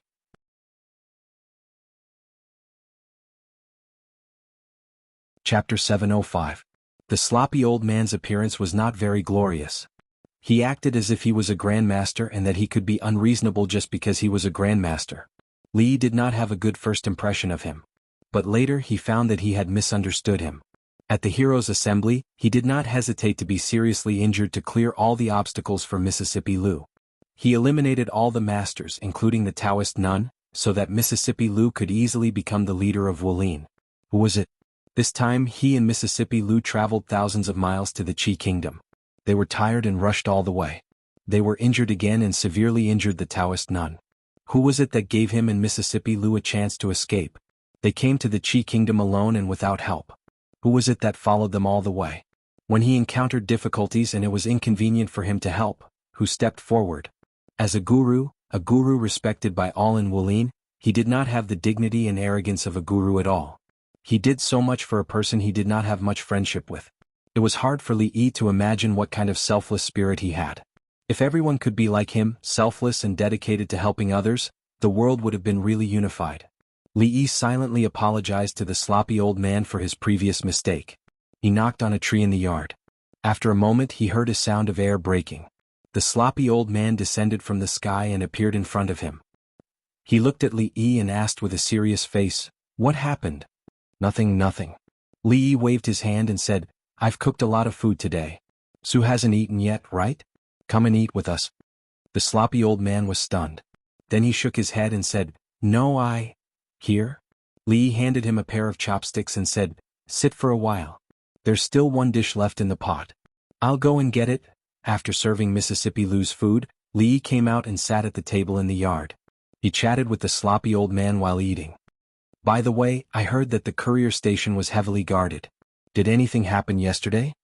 The sloppy old man peeled a prawn and threw it into his mouth. He said disdainfully, "It's not because there are many people but because it's heavily guarded. They're just a bunch of chickens and dogs. I can go in and out of that courier station in broad daylight without being discovered. However, there are a few guys in King Feng's mansion. If it wasn't night there might be some trouble." Li realized that he was liking this elder Su more and more. Although he was a little sloppy, he was highly skilled in martial arts. He was reliable, had integrity. In this day and age, it was hard to find a grandmaster, and it was even harder to find a grandmaster with such a noble character. The hole had been dug last night. The seed had been planted. As for what kind of fruit it would bear in the end, it would depend on the will of the heavens. If the will of the heavens did not satisfy him, he would often loosen the soil, fertilize it, and water it to guide the will of the heavens in the right direction. The debit and credit method was only the first step. Since he was going to do it, he should do it fully. How could one more step be less? To be honest, the third prince, Zhao Yi, was very sincere to him. However, when he arrived at the Qi Kingdom, Feng Province and Zhao Yi's territory, he did not even want to see him. If he put himself in Zhao Yi's shoes, he would be very disappointed. He would not have any friends if he behaved like this. This time he was giving him a big gift as an apology. He was so smart. He should be able to seize the opportunity, right? In King Feng's mansion, Zhao Yi sat on the main seat. There was an ordinary dagger on the table beside him. "Your Highness, we've sinned." A few figures stepped forward and said in unison, "Master, you don't have to do this." Zhao Yi hurried forward and helped the old monk in the front stand up. He said, "The person who visited last night had unfathomable martial arts. Even you didn't notice him. I'm afraid he has already entered the Grandmaster realm. If he wants to come, we can't stop him." Amitabha. The old monk chanted the name of Buddha and said, "Grandmasters are as rare as phoenix feathers and unicorn horns. There's only one in the palace who doesn't come out for a long time. Most of the others are also traveling the world. Their whereabouts are uncertain. Why did they appear in Feng Province and break into the mansion at night?" Zhao Yi lowered his head and thought for a moment. At this moment he began to believe that the old man yesterday was really a master who traveled the world. A grandmaster's step is a different world. If he really is a grandmaster, I'm afraid we won't be his match even if we join forces. Only by gathering all the guards in the mansion can we guarantee your highness's safety. A scholar in cyan with a folding fan in his hand said, "Fortunately, he doesn't seem to have bad intentions towards your highness. Otherwise he would have attacked last night." The few of them looked at each other and frowned. A grandmaster was an extremely unstable factor. Even the royal family of the Qi Kingdom had only managed to recruit one to protect the emperor. There were only a few people who could be called grandmasters in the entire Qi Kingdom. Furthermore, there was no news of any of them. No matter how much money was spent, it was impossible to recruit one. It was not a good thing to have a relationship with a grandmaster who was unknown to them. Although I don't know who he is, I don't think he's an enemy. Zhao Yi didn't care much about this. He turned his head and asked the person beside him, "Have you confirmed it at the courier station?" The person immediately said, "Just now, our people have sent news that the matter of discussing the silver of punishment is true. The first prince has already sent people to question the officials who were convicted. I think he's going to report this matter to the capital first. In addition, the censors have also left the courier station. I think they're going to Qing province." The expression of the scholar behind Zhao Yi changed. He said, "Qing province. They still want to make a move in Qing province. They've already caused chaos in Feng province. If they add Qing province to the mix, our losses will be too great." Zhao Yi waved his hand and said, "Go and invite Provincial Governor Zhou over." "Your Highness, could it be?" The person's face lit up. Zhao Yi waved his hand and said, "Go." "Yes, Your Highness." Not long after, a figure immediately rushed out of King Feng's residence. Not long after, another figure hurried in from outside. He didn't have time to greet Zhao Yi. He immediately asked, "Your Highness, have you made up your mind? In this case, there will be a lot of opposition in the imperial court." Zhao Yi smiled and handed him a few pieces of paper. He said, "Take a look at this first." Yang Yanzhou received it with some bewilderment. After flipping through it, he suddenly raised his head and said, "Silver of condemnation. Did the eldest prince really think of this? Could it be that he's crazy?" Zhao Yi thought about it and said, "The imperial treasury has always been a sore point for imperial father. If we can solve this problem and make some sacrifices, imperial father will definitely not oppose it. It's not surprising that he has this kind of idea. The corrupt officials will celebrate because of this, but the upright officials will definitely oppose the remonstrance of the officials. Yang Yanzhou waved the things in his hand and said, "It's written very clearly on these pieces of paper. Once the silver of condemnation is used, the Qi kingdom will not be far from destruction. If your highness presents this report, the eldest prince will definitely be attacked by everyone. Your highness's wisdom, Yanzhou, is far inferior." Zhao Yi shook his head and said, "I didn't think of this idea." "Then who is it?" Yang Yanzhou was stunned and asked doubtfully. Zhao Yi smiled and said, "An otherworldly master who likes to travel." He walked to the window and looked at the white clouds floating in the distant sky.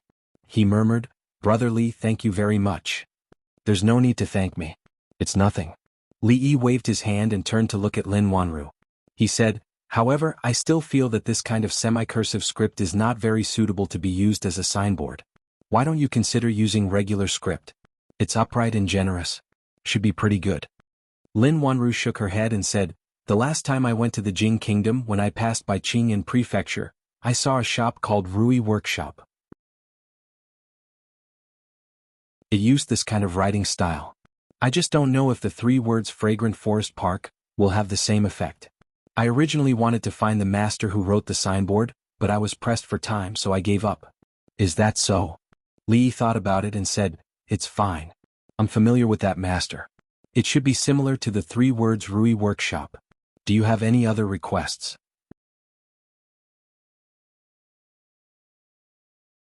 Chapter 706. Perhaps Lin Wanru had made great progress in calligraphy recently and had a higher standard, so she didn't like the plaque of Fenglin Garden no matter how she looked at it. In addition, Fenglin Garden was about to enter the next 3-year plan, which was to become the largest jewelry store in Fengzhou within 3 years. A new plaque and a new atmosphere.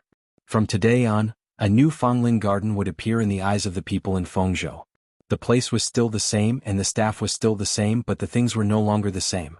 The old styles had all been removed from the shelves, and the new jewelry in the store was the most popular new products in the fashion capital of the Jing Kingdom. There were even a few glass jewelry which were of good quality and cheap, worthy of the trust of the majority of women. There were a variety of styles, a variety of choices for friends, lovers, wives, mothers.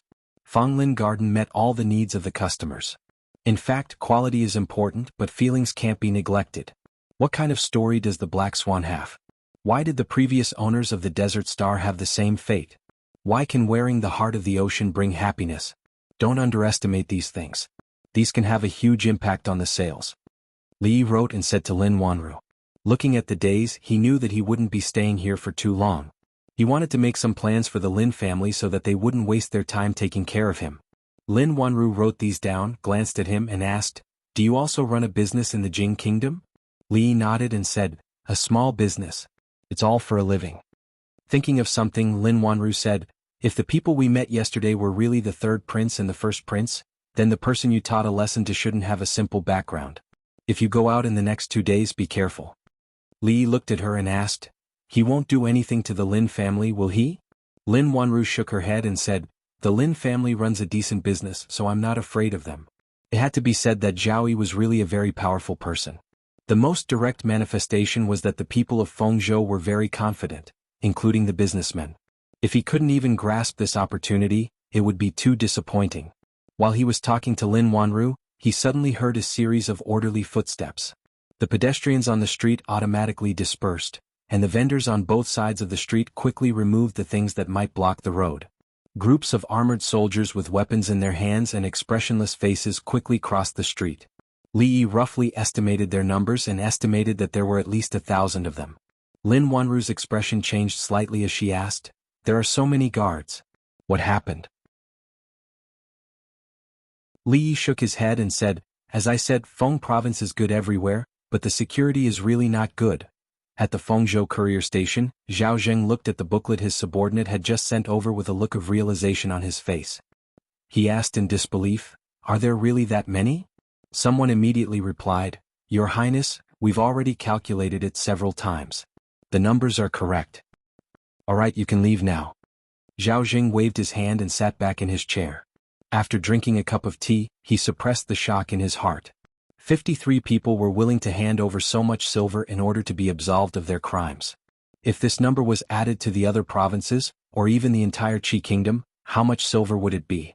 In this way, the national treasury would only become more and more abundant from now on, and there would never be a time when it would be empty. Once this method was implemented, the national treasury's worries would be solved. Of course, although he was a prince, it was impossible for him to implement this law without the consent of his father. All he had to do was submit a memorial to his father and report the whole matter to him. Then the matter of the silver for discussing the crime would definitely fall on his head. At that time, which official in the world wouldn't act according to his wishes? Zhao Jing picked up his teacup again and sneered, "Haha, with the help of such an expert, Zhao Yi, oh Zhao Yi, what do you have to fight against me?" As soon as he finished speaking, the door to the room was suddenly pushed open. A man said in panic, "Your Highness, Your Highness, Your Highness, bad news." Zhao Zheng was so shocked that he spat out a mouthful of tea. After wiping his mouth in a panic, he immediately put on a cold face and said angrily, "Whose bad news?" The official who came in realized that what he had just said was somewhat disrespectful to His Highness. He hurriedly said, "Your Highness, the censors and their entourage who went to Qing province were arrested by the third prince as soon as they left the city gates." What? Upon hearing this, Zhao Zheng was shocked. Then instead of being angry he said happily, "Is what you said true? The censors were arrested by the third prince?" "Yes." The official immediately nodded and said, "Just now, everyone was sent back. Come, let's go out and take a look. I want to see what he wants this time." Zhao Zheng's face revealed a trace of a cold smile. Zhao Yi didn't make any strange movements. He felt that he had punched the air and felt a bit sullen. Now that he had arrested the censors, he was obstructing official business. This was defying the will of the imperial court and his father. He wanted to see what else Zhao Yi had to say. Just as he took a step forward, another person ran in and said in panic, "Your Highness, bad news." "Your Highness." Zhao Zheng's face darkened. He gritted his teeth and said, "If it's because of the censors again, go and receive 50 strokes of the rod." "This time it's not." The person's face turned pale and said, "The third prince. The third prince and the Feng province's provincial governor have surrounded this place with the guards." "What?" This time, Zhao Zheng's expression changed greatly. He blurted out, "What is he trying to do? Is he trying to rebel?" Outside the relay station, the Feng province's provincial governor rode on his horse and said, "Your Highness, this time we have no path of retreat." Zhao Yi turned his head and glanced at him. He smiled and said, "No matter, Lord Zhou can just watch." Zhao Zheng walked out of the relay station with a gloomy expression. He looked at the guards surrounding this place and gritted his teeth. "Zhou Xingping, what are you trying to do? Are you trying to rebel?" "Your Highness has misunderstood." Provincial Governor Zhou dismounted from his horse and said, "This official heard that someone wants to carry out a law to discuss crimes and bring chaos to the foundation of our Qi kingdom. I didn't dare to be negligent and specially brought people to seek confirmation from Your Highness. Dare I ask Your Highness, is there such a thing? Bring people to seek confirmation?" Zhao Zheng looked at the 1,000 guards surrounding him and the anger on his face intensified. He asked, "Are you here to seek confirmation or to denounce?" Zhao Yi dismounted from his horse and said, "This matter is of great importance and concerns the foundation of our Qi kingdom. It is normal for Provincial Governor Zhou to be serious. Imperial brother, don't be angry." Zhao Jing raised his head and looked at him. A provincial governor didn't have the guts to bring people to surround the imperial censor and the prince. Wasn't the mastermind behind this all him, Zhao Yi? This is a relay station. There are over 10 imperial censors from the imperial censorate, officials of the capital, and even I are here. How dare you all? He coldly harumphed and turned to walk inside. He coldly said, "If you all have the guts, then come in.